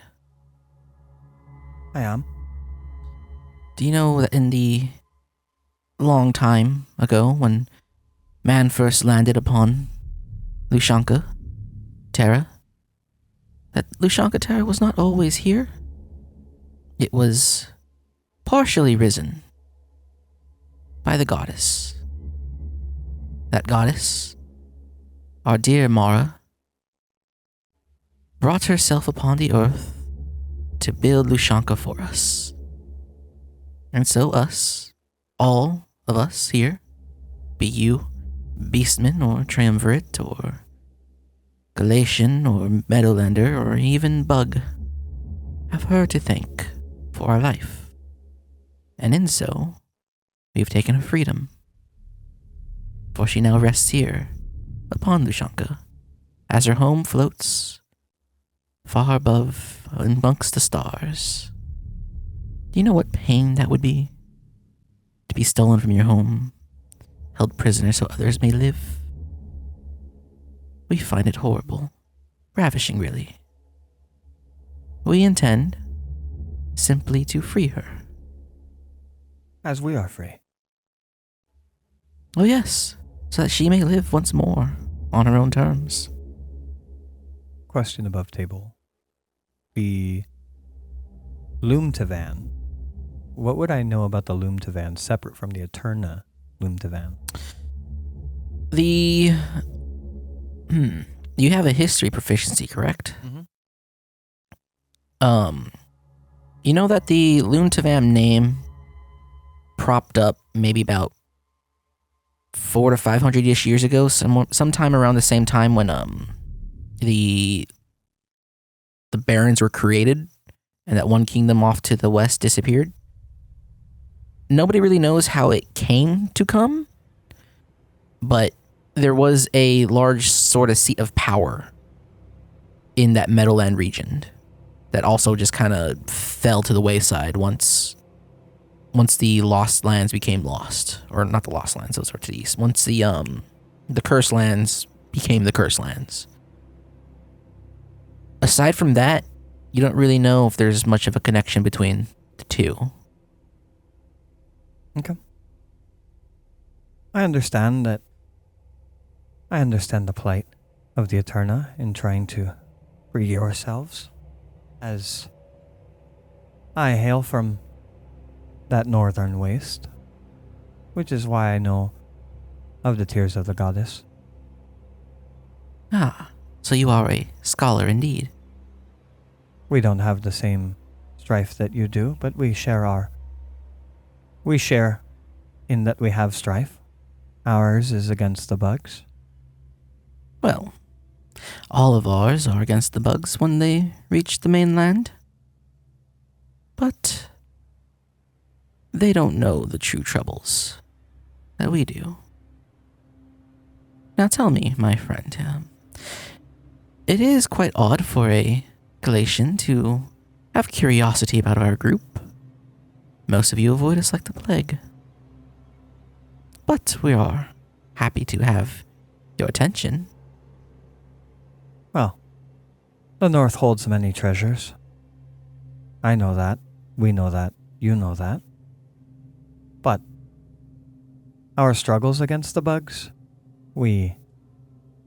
some of us, go out into the lands, the Midlands and the Barrens and elsewhere, even some going to the Triumvirate, in a lifelong pursuit of knowledge, to see what aid we might find, or even indirect aid through knowledge against the bugs that make it to the mainlands.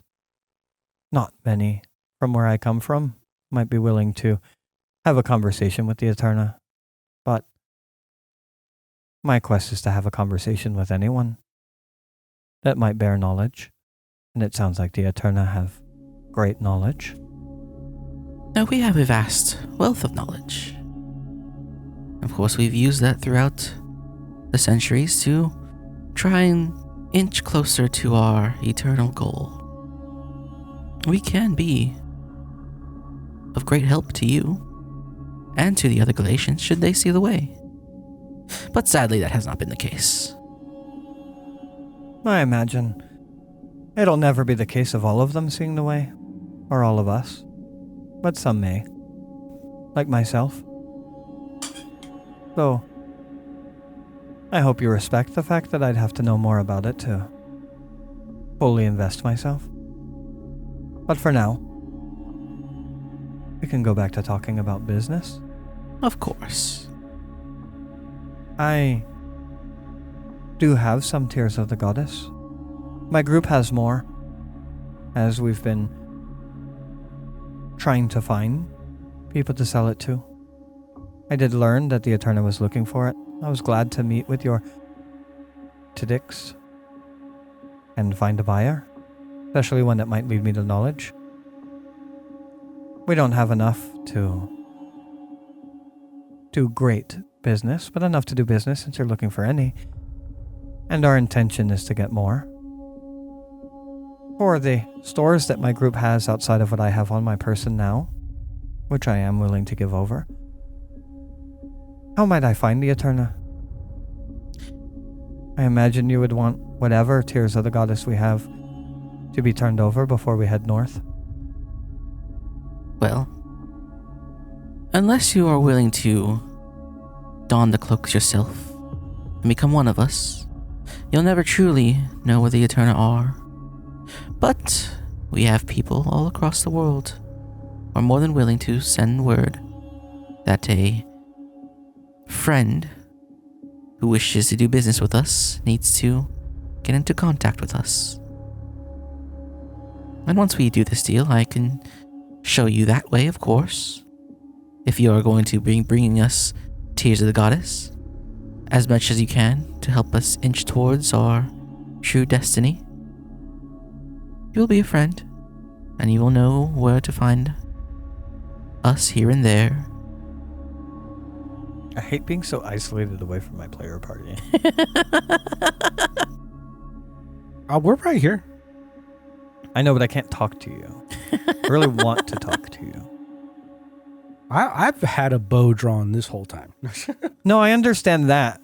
Trent, I think we should join these guys. No, not that. I just don't see much reason in killing them.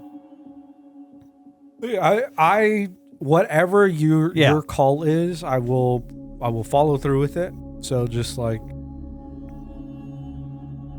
yeah, just get yourself some pawns, dog. Well then, to becoming friends. And I'll reach in and pull out the bit of Tears of the Goddess that I have and hand it over. Of course. Which is, by the way, 30% of an 8-ball. Of course. Very well. Leonida, can you please test this?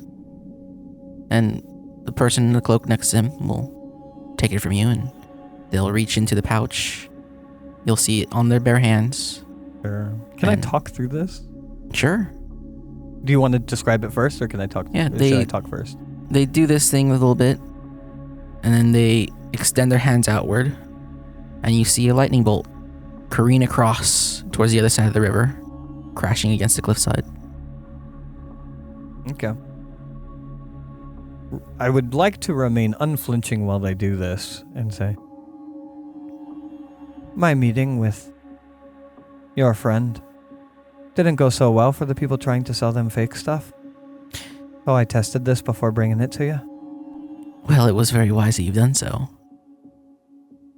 I'm sure that the display that Titus and Kane put on for you was gruesome. Indeed. But I have no love for Hardin's boys. Well, no one really does. They themselves are a plague. Perhaps another one like the bugs to be rid of? They could very well be, but unlike bugs, man have their use. Bugs are just a nuisance. But a wild dog can learn a trick or two. As a matter of fact, if it weren't for such wild dogs, we might not have made this deal. Indeed. Oh, of course. Your pawns. And he'll deal you out. I think it was 10 or 5. I don't remember. I paid 5 for what was 3 pawns worth. So whatever Correct. you think that means. It's 3 pawns. So this is 1 pawn's worth of tears. 10 pawns. He still puts out 5 for you. There. Do they have an extra cloak? No, I'm just kidding. I'll take it. I don't count it. I don't look at it. Pawns are well and good, and certainly part of why I did this. You said you would tell me ways of what it means to be a friend of the Eterna. Of course.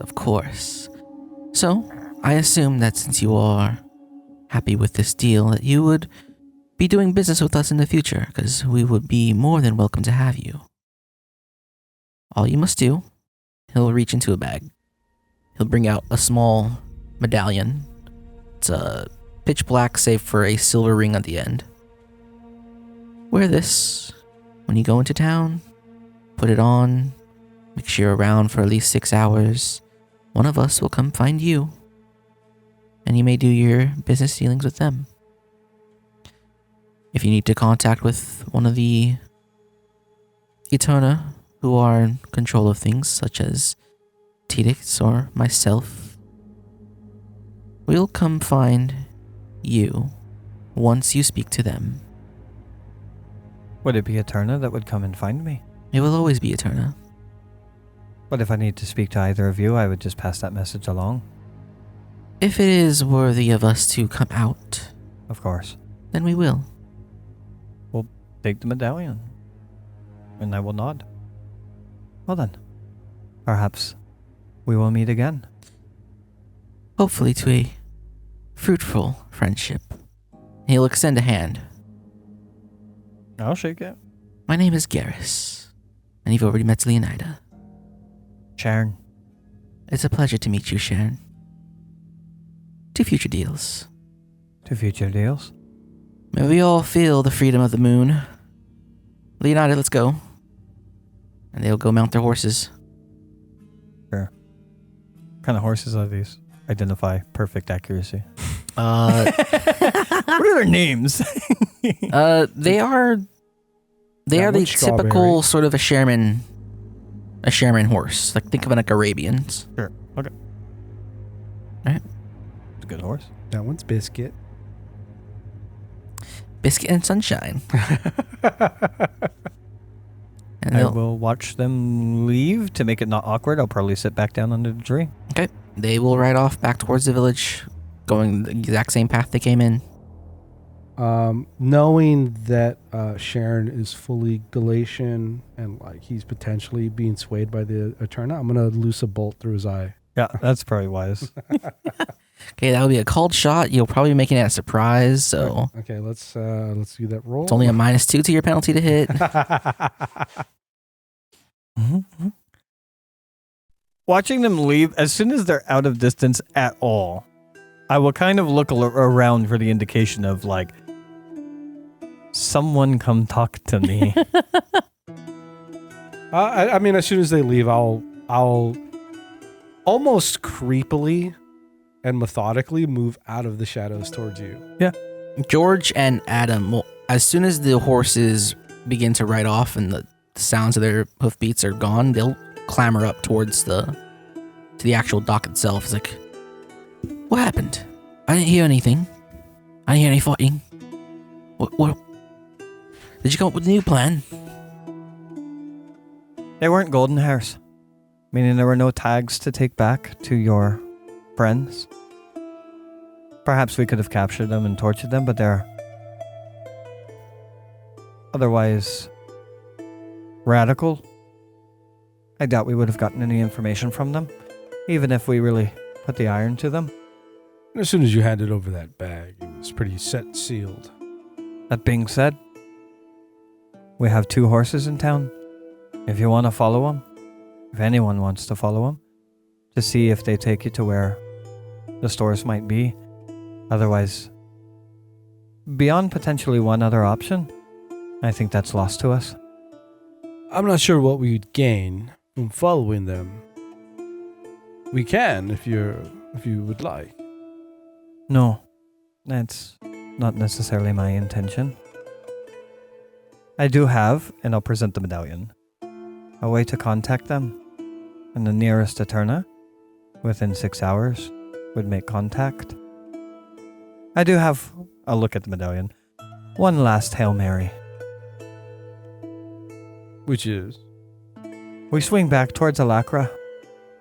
We utilize the way to contact them.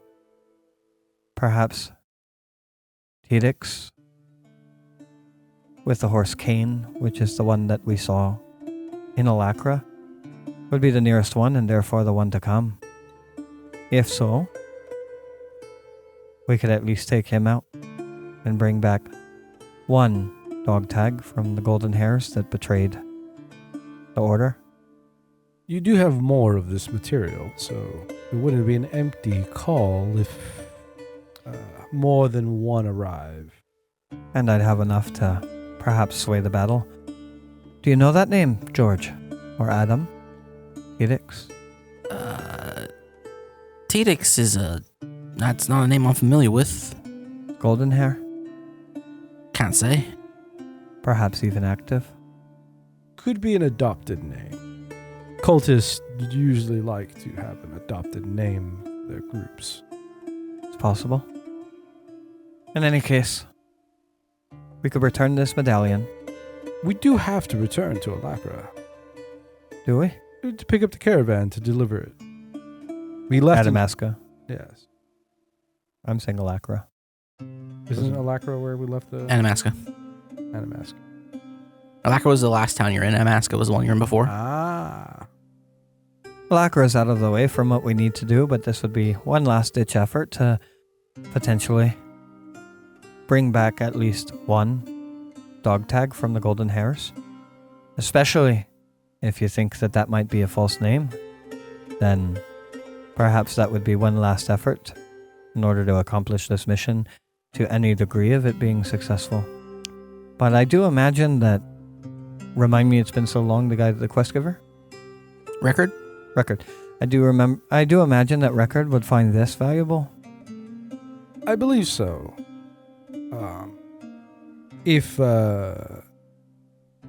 If these Eterna operate in terms of they scout particular areas, could be a high chance that Kane is the one who showed up at Alacra. And Perhaps the nearest one, perhaps to show up again if we use this.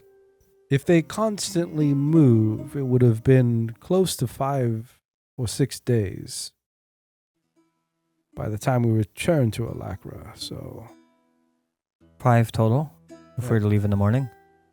yeah, so it's a good chance he would have moved on, but it's not worth not trying. We can do that. Return to Adamasca to retrieve the caravan and deliver it to Record. I'll turn to George.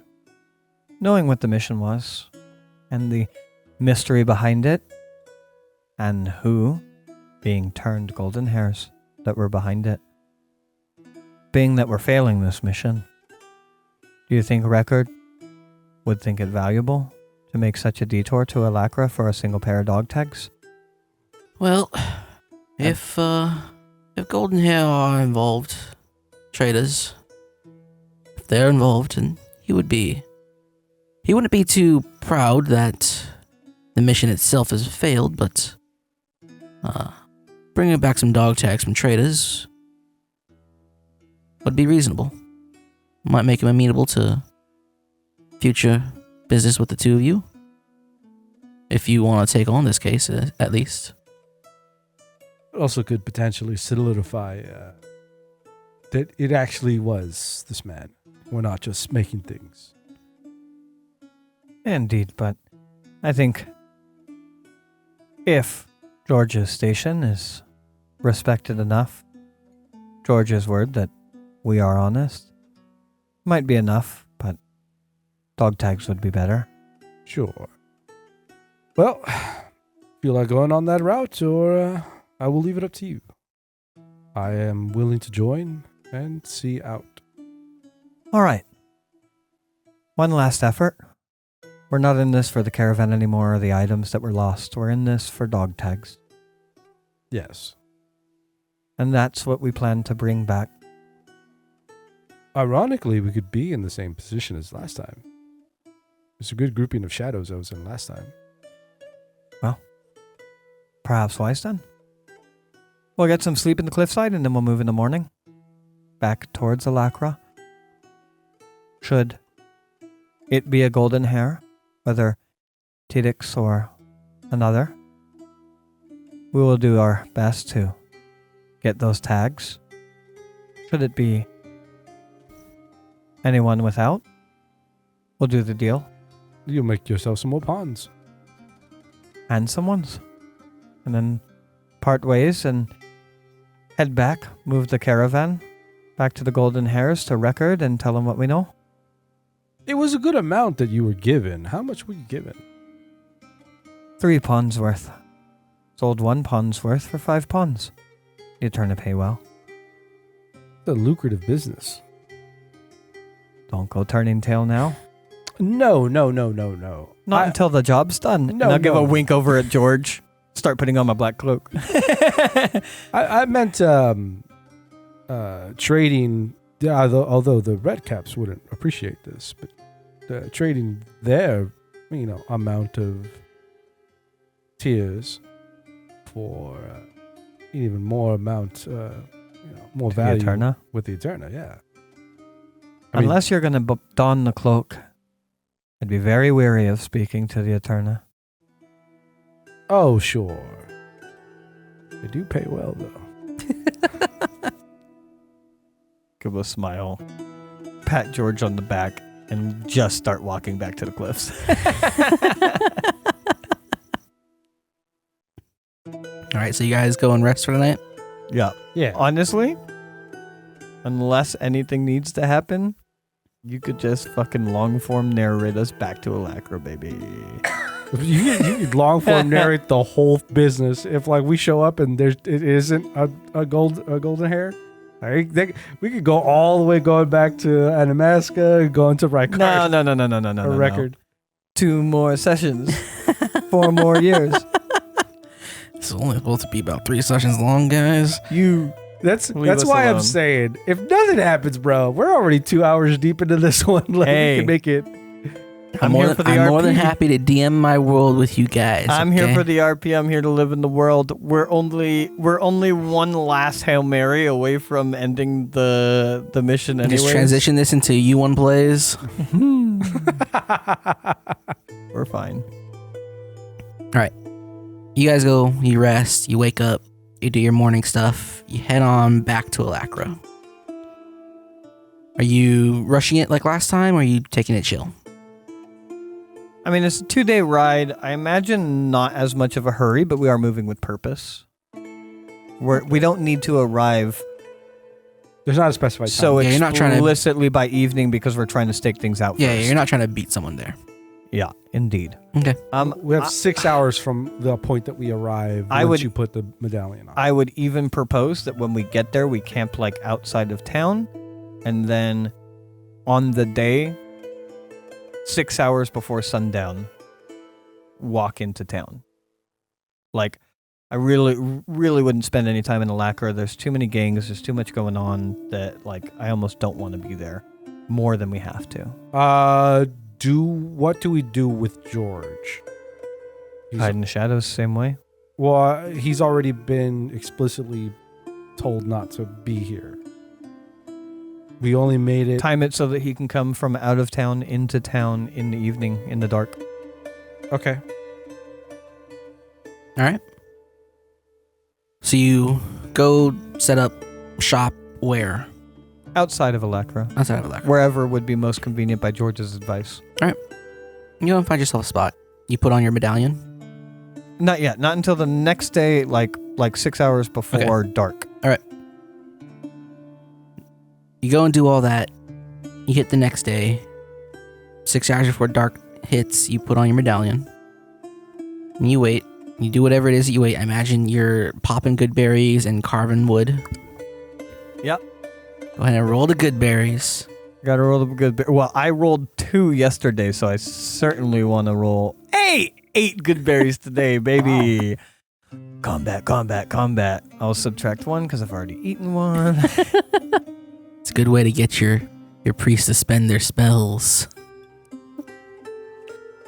You're waiting. 6 hours pass. It starts to get dark, and you'll feel a vibration and hear a small hum. And as you look down at your medallion, what looked like kind of like a opaque black glass is now slowly turning silver from the outside, and towards the end you have a more of a grayish blue hue that shimmers in the middle, and you have this urge to just sort of press your hand upon it. Oh, well. You do so. The humming subsides, the light fades. When night falls, I will go back to the same spot, hopefully with these guys flanked in cover. And Yeah, trying to do a very similar setup, and even probably setting up George and Adam to kind of be where I was in the shadows, if it's reasonable for them to be in cover there, and me finding another, place to hide in shadows. Okay. once again, separating out now half, so another pawn's worth, and stashing that away, maybe in the horses or whatever, away. You wait for a bit. After about an hour passes, a cloaked figure will arrive, not on horse, simply on foot. You'll arrive coming from the direction of town. Sorry. That's the call they make. Yeah, it's his Yeah. battle cry. The battle cry. So on foot. He approaches you. Forgive me if I am late. As you see, I am without mount right now. Your call came at a somewhat inconvenient time. Is it often that Eterna find themselves without mount? When those of us whose jobs it is to lead normal lives and simply be the eyes and the ears and the mouths of the higher ups, there are times where we might lack a mount, for good reason. But you, friend, I have never done business with you before. You are new. To whom do I speak? Sharon? Sharon. It is a pleasure to meet you. I am Damien. So, to what do I owe the honor of this visit? Chain or no chain? Perception? The moons are Ooh. barely waxing. Miles beyond success. You don't notice. 30? No. Yeah, 32. Wait, you got a 32? Yeah, beyond success. Oh, I thought Yeah, you yeah, said yeah, yeah. no success. No. He has a chain. He has a chain. He has a chain. Well, as you can see, I do hold a medallion, and I've met many of your compatriots. I was told that makes me a friend of the Eterna. Indeed you are. But there must be reason for this meeting. Surely you did not call one of us out here for nothing. Of course. I spoke with Tidix. Not but less than a week ago. Oh. You were the one who spoke with him about that incident that we've heard of. Quite shocking. Happened in this very spot. Well, what a nice place to have this, and remembrance for those who would try to betray us. Wouldn't suggest it, I would being not. what you are. Though, it was quite unlucky of them for Tidix to be the one to show up, and I guess might be quite lucky for you. Indeed. As Tidix was able to point me in the right direction of being able to sell you Tears of the Goddess. For which I was able to sell the stores that I had down the Athabasca River. Very good. On that note, before me and my compatriots, who have only just met up since my return to Alacra, horrible place. Before we move north, as we have arranged for me to continue with business in the retrieval of more tears, my friends who hold stores of it as well, who are trying to find a buyer, we do have some more. I assumed you would wish us to offload it with you before we move north. Well, of course, we will always take whatever you have whenever you have it. May we see what we're working with. Well, I expressed to your friends down the river, as well as to Tidix, that I do hold an interest with the Eterna. I'm happy to make a business deal with you, if that's what needs to be done, but I was also told by your friends down the river that if I wished to do business, if it was reasonable, I could find either Tidix or... I forget his... Garrus. Garrus. Tidix or Garrus? Is he around, or would that be considered reasonable if we're dealing in tears? Do you wish to deal with them directly, is what you're saying? If it were timely. Otherwise, I'd be happy to do the business with yourself. Well, if I can see and get a message out to them, and if they are available, we, Eterna, are quite busy all the time. I understand you move around a lot, but again, I'd be happy to do business with you, if need be, but me and my friends are planning to leave tonight. We can hold off until morning at most before heading north. It does take some time for a message to get out. Sad to say. So if you want to see Tedix, and if you're going to hold off till the morning, that will not be possible. Very well. Then perhaps when I return from the north, from the waste, with more stores, as I'll pull out the stores, than I have here with me, perhaps that's when I can have my meeting with Tedix. Of course, if you have a time frame of your arrival, you can make it more of an appointment. Perhaps better to be dealt with in the way that this was. For now, we can leave it at that. I will be back. The north is a long way away. I can't say exactly when it would happen. Of course, much can happen between there and here. I'll open the container. Unlike the Harden boys, I assure you, as I'll take a pinch of the tears, this is the real product.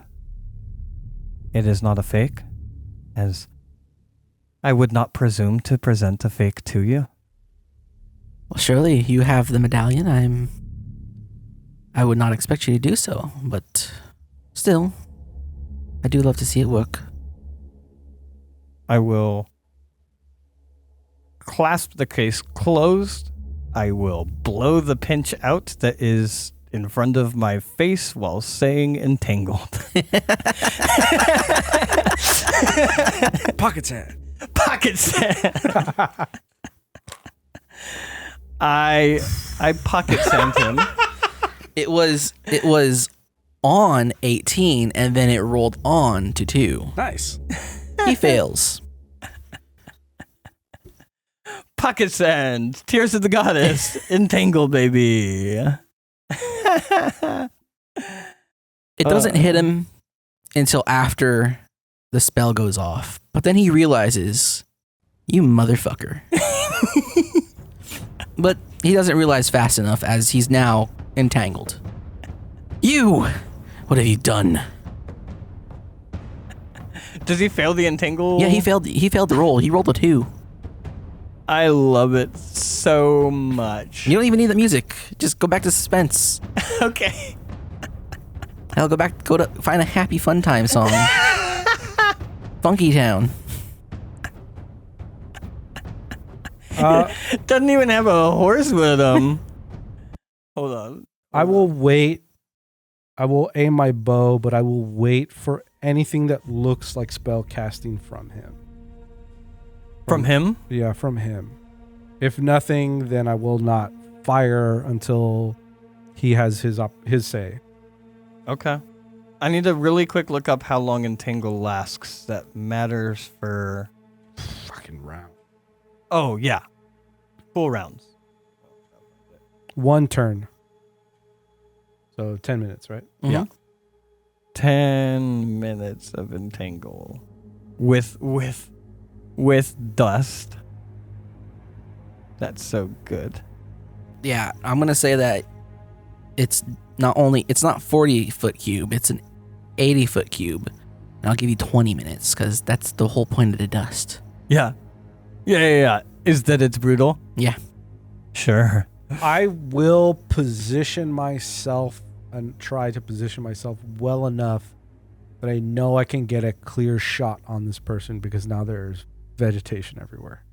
Okay. Or I imagine, right? It might be a little bit difficult. Are you still hiding, try to maintain this? No. I'm breaking my stealth to or You're just not getting up there with them. I'm not getting up there with them. I'm still, I just, all of a sudden, there's an 80-foot there's 80-foot cubic vegetation around, mostly grabbing onto this guy, correct? Yeah, I don't think it actually grows up in the entire area. Okay, this isn't like a Jumanji situation. No, I think it just, everything in that 80-foot cube starts grabbing for things that you don't like. Okay. Your friends too, because it'll just grab anything. Yeah, I will leave that. I will not change anything that I'm doing then. I imagine like a Jumanji situation happening. Yeah. So I am going to just hold again, waiting for what looks like spell casting. Because I'm familiar enough with Entangle that I know we have time. Yeah. So Some amount, yeah. yeah, as long as this person doesn't look like he's endangering. He's restrained. Unless he has a purely Verbal spell. Of course, but that is what I am waiting for. Is I know I have seen spellcasters get knocked before as they're spellcasting, so I am just trying to do that. Mm-hmm. Just protective mode. Sure. He glares daggers at you. As he's entangled, I will, not gesturing at anybody specifically, but just both hands in the air gesturing like, come to me, for whoever would want to do that. So I'm not calling anyone out specifically. As I will crouch down, I'm going to open up the case once more, pull out another pinch. As this one, I will sprinkle over myself as I cast Bark Skin, just in case. Yeah, then a horse from out of nowhere, from the rafters. Yeah, fuck that. From the rafters. From the rafters. Drops Whatever. a people's elbow on him. Flame walk, baby. By the way, that Bark Skin is 9 minutes. I presume it is better Bark Skin for like 18 minutes. Yep. Yeah. As I do, crouching down in a very Far Cry 3 villain way. Oh yeah, and Do Adam and George slowly Adam and George will approach your position. Adam, he'll have his bow fully knocked and he'll be scanning the horizon. And George will have his sword at his waist, like hand on it, not pulled at it. And he's like, well, that's some dust. And we caught us a rabbit. I'll give a wink over to George. And I'm going to pull the hood down. I'm going to reach forward and pull the hood down off of this dude. He'll look at you. He doesn't register what you say, but then his eyes widen and he looks and you pull the hood down. Blake Thompson, you son of a bitch. Traitor to the hair. What say you? He looks at George. You wouldn't get it, George. You wouldn't get it. Well, I didn't lie to your friends. I do have an interest in getting it, but that deal won't be made with you. Nor will it be made while I'm on this job. As I imagine, to a degree, the Eterna appreciate loyalty, though not when going against the Eterna. But my hopes is they'll never know about that. By the way, I'll take your name, thank you. And I'll reach out and rip off the dog tags. Yep. You'll notice as you pull it off of him, he has his armor underneath his cloak, his golden hair armor. Okay. I'm gonna put the dog tags away. And I'm gonna pull out another pinch of dust. And I'm just gonna hold it between my eyes and his as he stares daggers into me and say, the golden hairs, abandoned or left their post as golden hairs, and took on that of Eterna. They took a caravan about 2 weeks ago. Items were stolen from record that he wants back, and he wants the name of the Eterna, or golden hairs, for whomever betrayed him. I imagine you're radical enough in your beliefs, as I am in mine, that you're not going to be very amicable to betraying yours. But I would know where those things are, and I would know what golden hairs were involved. And if you say these things, I will not promise you life. And I'll kind of re-gesture with the dust, but I can promise you that I won't use this, and that it'll be quick. And none of this, in the end, as powerful as the Eterna are, will stop the goddess that you pray to from reaching her freedom, as that is not the purpose of this goal, of this quest. I'm trying to intimidate him. I know, I'm just trying to think, how deep in it is he? Well, my hope is that he knows that this betrayal will not stop the the goddess from coming back. So it is a betrayal, but it's a betrayal of comrades, not a betrayal of the goddess. I'm hoping to a degree to play on that. Mm-hmm. You came hunting for me, not because you wish to fight the Luntavam, but because you wish to find us traitors. Is that what you're saying? I truly hold nothing against the Eterna. In fact, I find the knowledge you have very interesting for my own private reasons. I was hired on the quest to find traitors, not to stop a religion. So your loyalty holds to the coin that brought you out here in the first place, yet does not drive you to fight us. I'm still wondering if the Eterna has enough information for me to wish to join it. The Eterna knows things that no mortal man will ever know. Then perhaps immortality is what I seek. Well, it has happened. But I don't know if you're worth it. I'll tell you this much. 6 rabbits belong to the moon. The other ride with her. Were you one that hit the caravan? I rode with them. I set up the point where the ambush was to take place with my friend, who also works with us. You won't find him here. He is out doing his thing. I have no intentions of finding anyone. As far as I'm concerned, pass this information. My job is done, and for enough time that perhaps your friends will get away. This quest is done. Until record sends more, of course, but I'm sure that won't affect the Eterna greatly. No, we have little fear of the golden hair. The items taken on that caravan, of great value, I imagine, though I don't know directly if it's of great value to the Eterna. Could it be bought back? Not all the gold on Lushanka can buy those back. They are the key to everything. And we have them. Perhaps better in your hands. So then, if they're that important, I imagine you will not tell me where the caravan went. No. Not on my life or death. Will I ever tell you where those went? And since it affects more your comrades than your actual goals, would you tell me which of your comrades are traitors to the golden hair? No. I won't. And Tidix's true name? I don't think it'd matter if I told you or not. Then do. There was a man a long time ago who came to these shores from the Lost Lands. Was but a normal man, or so we thought. He was not normal, one bit, but he is and will forever be the eternal leader of the Luntavam. We know him now as Tidix Brutalis.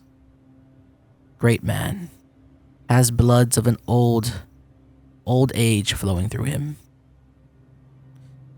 You, George, might have once known him as simple old Jacob Winfrey. Well, for one day I might see your way and perhaps fight alongside your kind. And only then will I think I will regret this moment. But you won't be around for it. Any questions, George?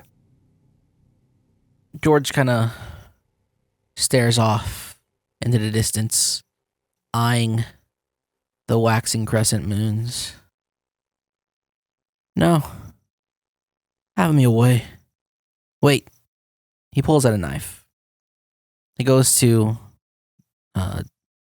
Damien, whatever, forgot his real name already. cuts his cloak off, cuts down the center of his cloak. Blake Thompson, I think. Blake Thompson. There we go. I was thinking like Benjamin. Damien is, I believe, what you had him. Yeah, Damien had is him address his himself as. other name. Mm-hmm. He takes the knife and he retches out the golden hair symbol from his armor. Now you can have him. I'll stand up. Any last words that aren't somatic components of a spell? Die. Or verbal components of a spell? I think command needs somatic, so I can't just say die. Mm-hmm. He looks at you. The Eterna are eternal, and we shall feel the freedom of the moon. And he outstretches his neck as if to say, cut it open.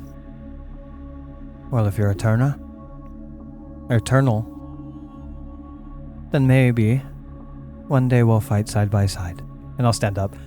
But that day's not today. And I'll look in the general direction of Trent. I'll make an arrow gesture and just point to the head. Sure. Yeah, I'll just give it to you. Technically, you're more than 10 yards away. Me. But narratively, yeah, you got it. We'll ignore the 5 misses.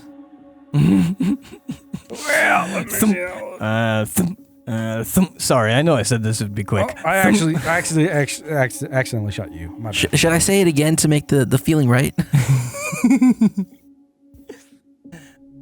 As he falls dead, I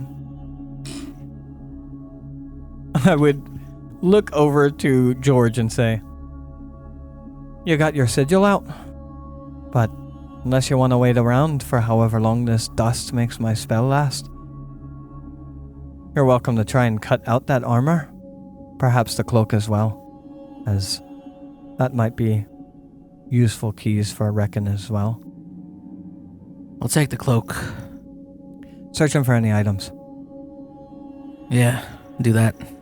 We'll drag his body out to the waist and let the Herathians have him. We should dispose of this. As I rip out my arrow from his skull. Sure. We also shouldn't stick around.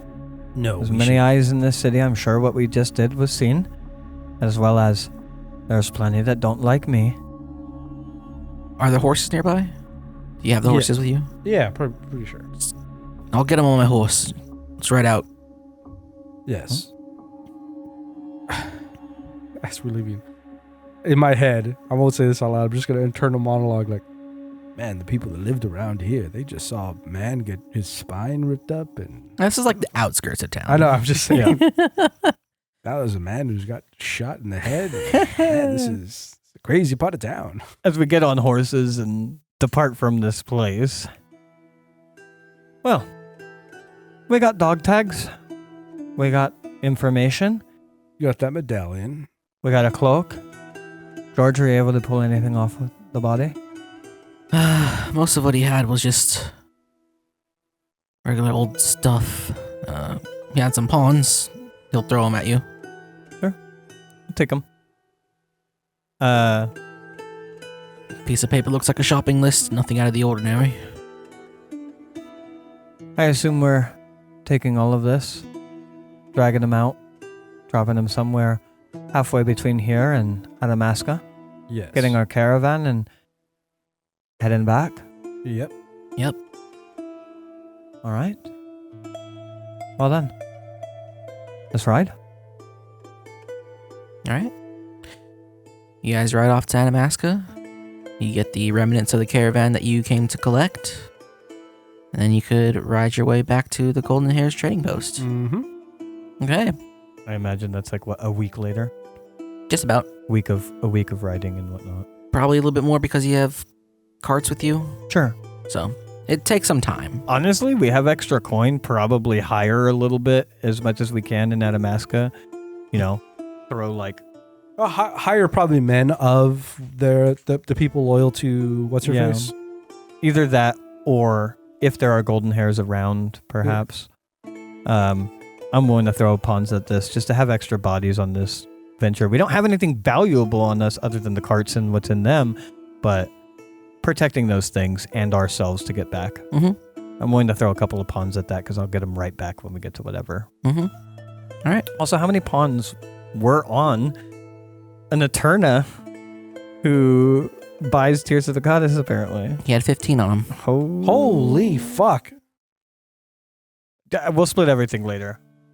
He was only going to give you 5, but just in case, you had a lot more. Probably at some point during the ride back, I go, look, I'm not saying we should, but if we get into the we could just start killing Eterna. Like, call them. How long do you think that life would last? Before Cain would come crashing down on us? Hey, I guess he didn't know who you were when you called. Also, I meant what I said. I don't plan on joining them, but they have information that might be valuable to me. Yeah. Galatians.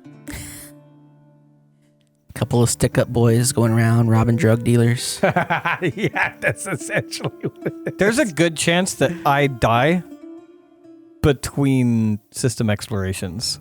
I'll tell you in private what I'm doing, and you will tell me if I need to write a new character when we go to play the next one. All right. All right. So you hire whoever you can to escort your caravan back to the Golden Hair Trading Post. Yeah, I spent 3 punts on it. Yeah, that's good. That's a lot of money. I imagine, but I want good guys. Yeah. Sure. Yeah, you got it. And you ride your way back to the Loon-Tamam Coalition, back to the Golden Hair Trading Post, off of there in the Southfoot Alblix Barony. You make your way there. There's a decent amount of guard out the front. They stop you. George gets off his horse and goes to talk to him. And they talk for a bit. Maybe like a good 5 to 10 minutes pass. George and who? George and a guard at the Golden Hair Okay. Trading Post. Mm-hmm.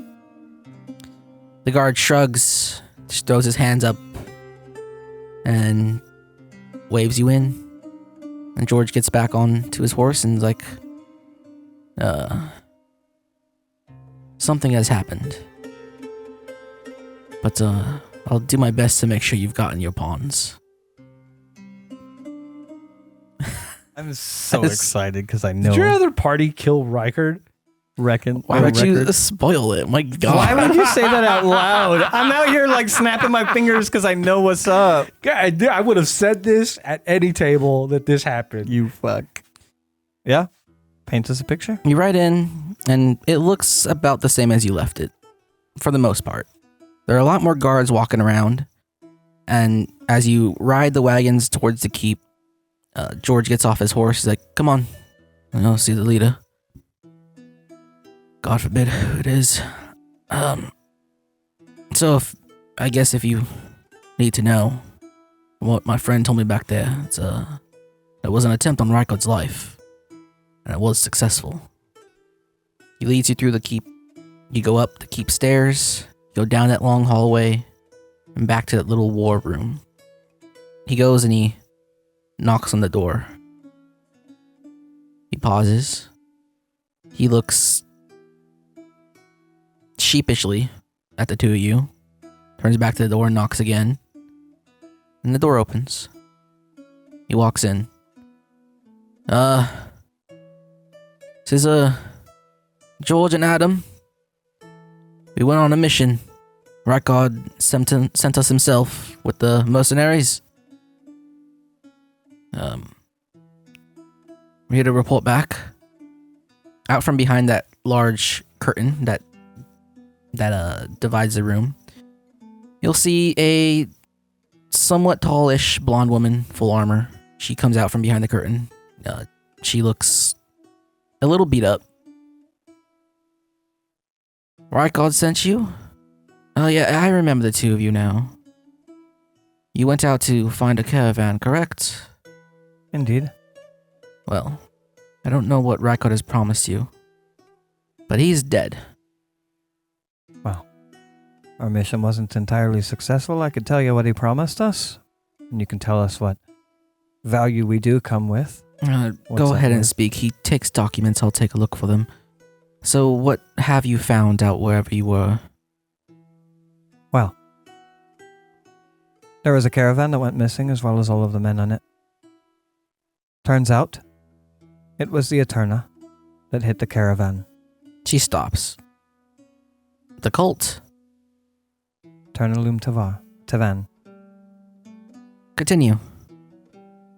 She starts looking through papers and drawers in front of the table here. Is there a black cloak in this room? Doesn't matter to me.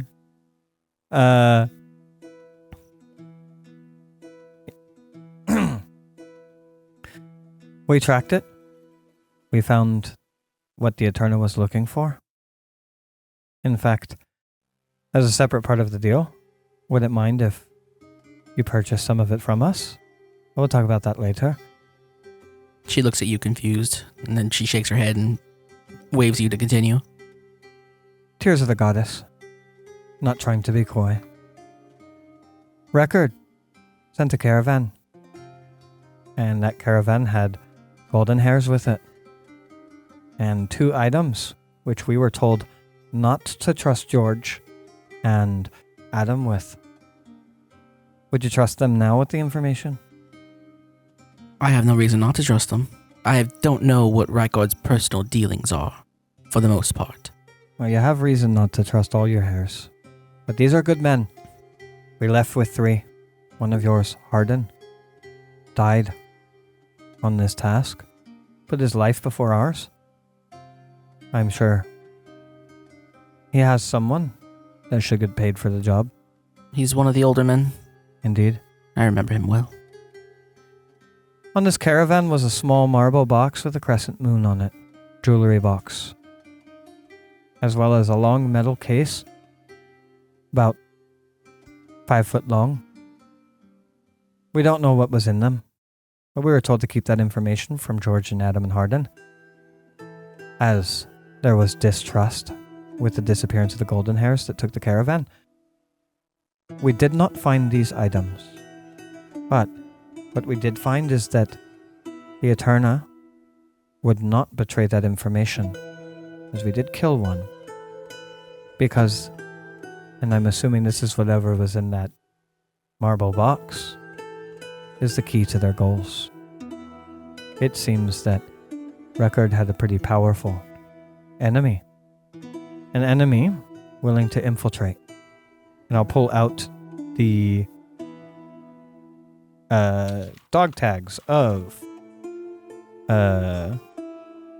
whatever the fuck Blake the dog Thompson. tags are. Blake Thompson. And I will toss them onto the table. That golden hair is the Eterna that we killed. In a black cloak, claiming to be Eterna, coming in the way that the Eterna operate, in the way that we had learned, with knowledge of the Eterna, led by a man by the name of Tidix Brutalis, but perhaps better known to you as Jacob Winfrey. She's looking at the tag for Blake. And then you mention the name Tidix Brutalis, and she kind of pauses for a second. And then you mention Blake Winfrey. And then her eyes kind of widen a bit. You mean he's alive? Not just alive. He is not truly a man. He leads the Eterna. He is something else. I believe there are a total of 6 riders. We were told that there are 6 that ride for the goddess of the moon. Or the goddess of the moon. Would that be an apt way to phrase it?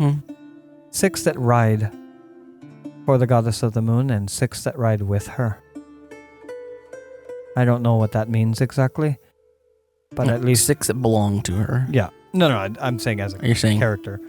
I don't know what that means exactly, but that means 12 of your golden hairs, which I cannot confirm are active or ex-golden hairs, are involved in the Eterna. you might want to vet your current memberships.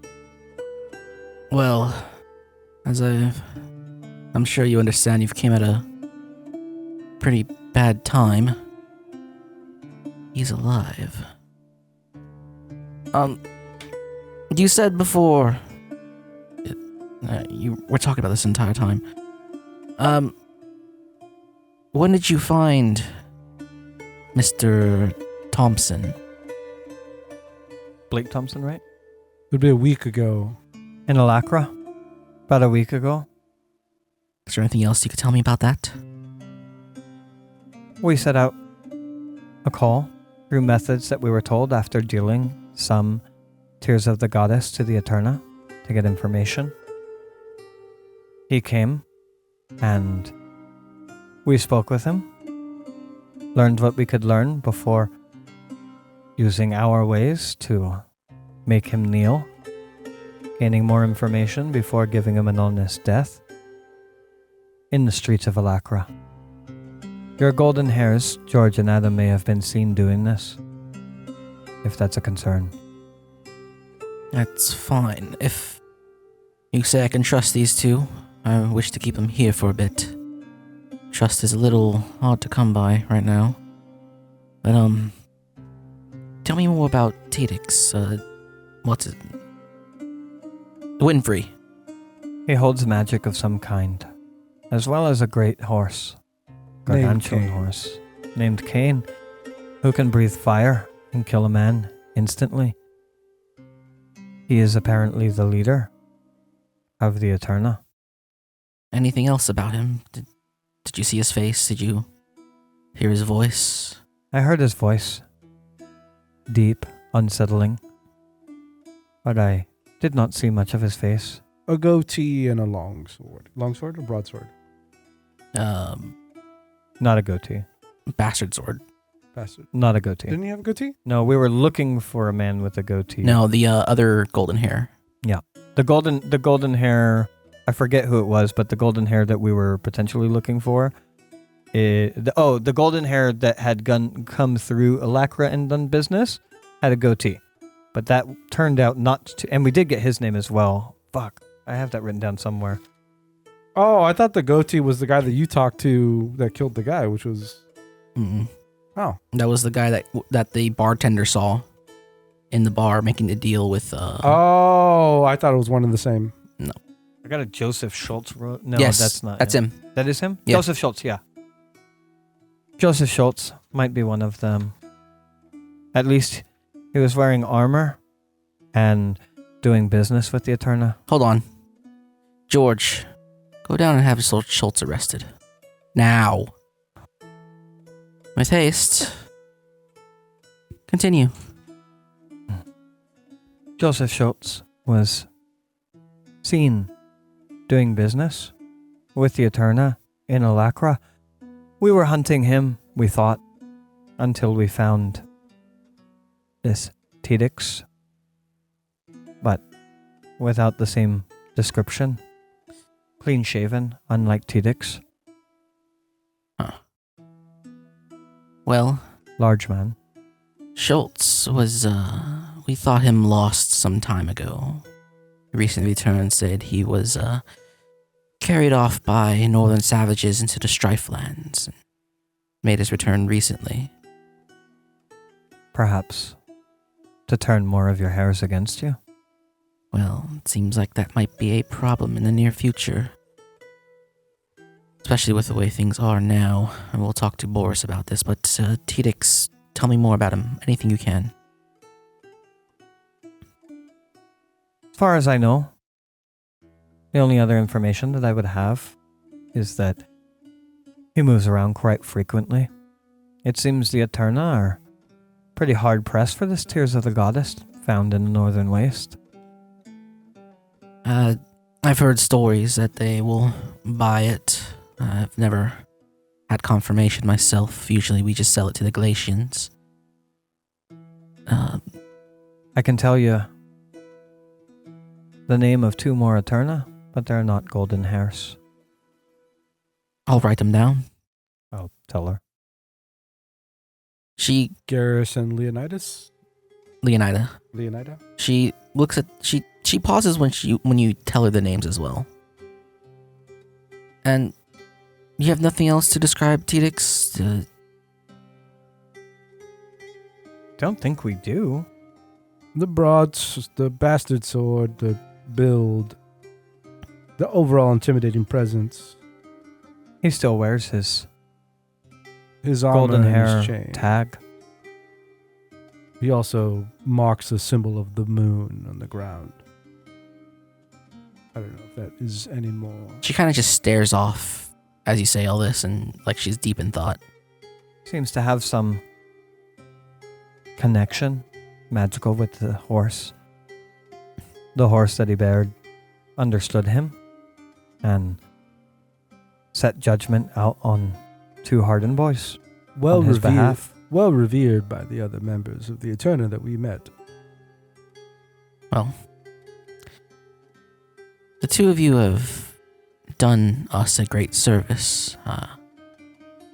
Going forward, if you have any more business with us, if we have any more business, I would like for you two to handle it, if you're willing to do so. It depends where that business is and what it is.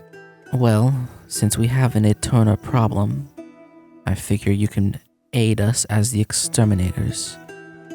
Or, simply, if any information you find you think may be useful.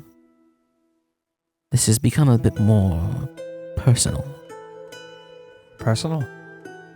I probably shouldn't have said that. If you're trying to hire us to be exterminators against the Eterna and for the Golden Hairs, we would need to know any information. Well, Might mean our lives out there. one moment. Adam, you're dismissed. Go assist George. He salutes and he leaves. The thing is I am now the leader of the Golden Hairs. I don't care for the station. I don't care for Rackard. I don't care for Warren. Boris is okay, but weird. Don't think you've met either of them. It's best you don't. Things have become complicated. With Rackard dead, and whispers of that getting to the Triumvirate, there could be potential war here and there. I'm sure you understand that the Golden Hair is a powerful fighting force that has done many things across the land, and our particular position in the world has left us a bit of a shield when it comes to dealing with the Lun Tavam and the Triumvirate. The Tavam Coalition, not Eterna. So I'm dealing with things. And while I don't care much for Rykard and how he did things, and my loyalty to the Golden Hair went as far as Rykard himself, I have now found myself in this position that I need good allies to help tide things over. And it's also a shame that the two of you came as late as you did. Because once you've mentioned the Eterna, I may have just executed a man who has a connection to him that Rykard was doing business with. Which might be where he got the items from in the first place. The Eterna betraying? I think themselves. Rykard was betraying him. I imagine there's a reason he's dead. Who killed Rykard?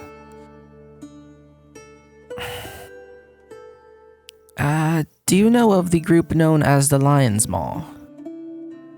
No. They're a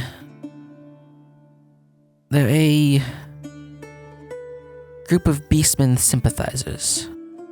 Go around freeing them here and there and scuttling them off to safety up in the steppes. A particular group came by. A warrior of some sort, a priest, a wizard, and a horse. If you ever find that horse, I'll give you 50 pawns for its head. 100 if you bring it back alive. Not quite the kind of job I'd take. I'll be honest with you. As much as I do deal in pawns, and expect to be paid for the job that we did. I'm here, primarily, in these lands, for knowledge. Doesn't matter what the knowledge is. That's my business. So if we were to be sent to a job, it would have to be something that has the potentiality, as this one did, learning a lot about the Eterna. Well, if you wish to work with us, I can set you up with Boris. He has a wealth of knowledge, and it is his strong suit to deal in knowledge as well. I'm here for the pawns. Will you kill that horse for me? If I see the horse, I'd kill. Give me a description. Gladly. Yeah. I'll also.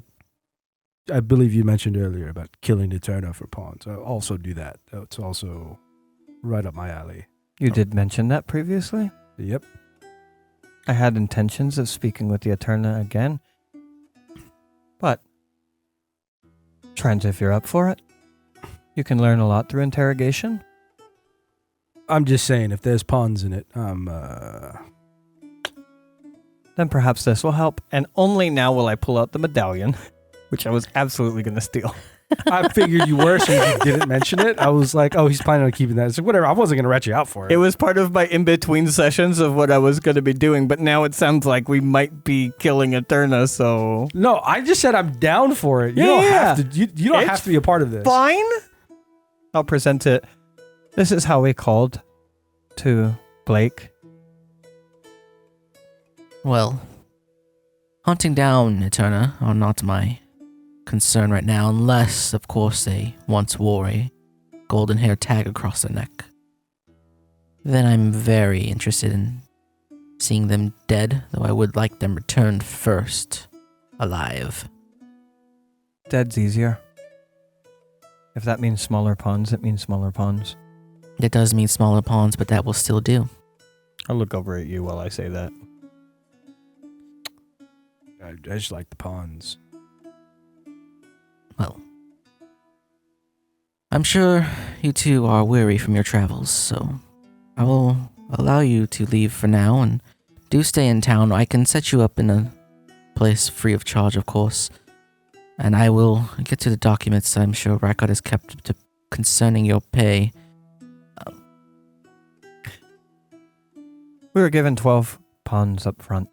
We were told more than that would be paid at the success of our job. You determine, as we did not come back with the specific items, but we did come back with vast amounts of information. What I that find might that be worth. quite important. Like I said, I will deal with that, unless you two wish to leave the Golden Hair Post immediately. I can stay. You can resolve your... Good. Well then, gentlemen, names. Sharon. Trent. I didn't get yours. I am Leader of the Golden Hairs. Cassandra Mayes. Please don't call me that. What should I call you? Do not call me the leader of the Golden Hairs. Cassandra's fine. I'll actually crack a smile, but I'll nod and accept it. Well then, return tomorrow. I'll have someone get you. I'll nod. I'll look at Trent. Are we departing together or are we parting ways? We could part ways after, but Sure. depending. Depart We're both together. going to exit, probably. And stay in the fort. Yeah. Before you narrate this out, if that's what you're going to do, I would like to seek out George. You'll find George with a small host of men dragging a guy towards the keep. I think I'd wait for that business to be finished. Right? He walks by you, he crosses eyes with you, gives you a nod. Well, we got 2 dog tags out of this. Good. I may not work for or be a part of the Golden Hairs, but loyalty is important, and when it's broken, it's good to be cold. On that note, you and Adam and Warden were very loyal to me and Trent. And I will reach into my stores. I'll say, a mentor and warrior from the Strife lands, and I will hand over a wooden bust of Warden. That's what I've been working on the whole time. He'll take it and he'll give you like that arm to arm handshake if you'd allow it. Sure. Till next time, I'll be happy to have you. Well, I think we're sticking around at least to hear what the next job might be. Yes. Also, I will grab a pond from my inventory, hand it over to George, and go, I plan on at least the next 12 hours to be a very sinful man. If you could guide me about the city. Just Guide give me once more, directions. George. I'll pull out a pond and flick it so that he can't reject it to George. Do some sinning of your own. And I think I will walk off. He doesn't have... All right. You guys completed the campaign. About 2 extra sessions I didn't expect, but yeah, Wow, you know what? It went south so fast. I loved Sure it. did. I loved every minute of it. Every minute of it. What do we eventually end up getting paid? You both get 15 pawns each. Yeesh.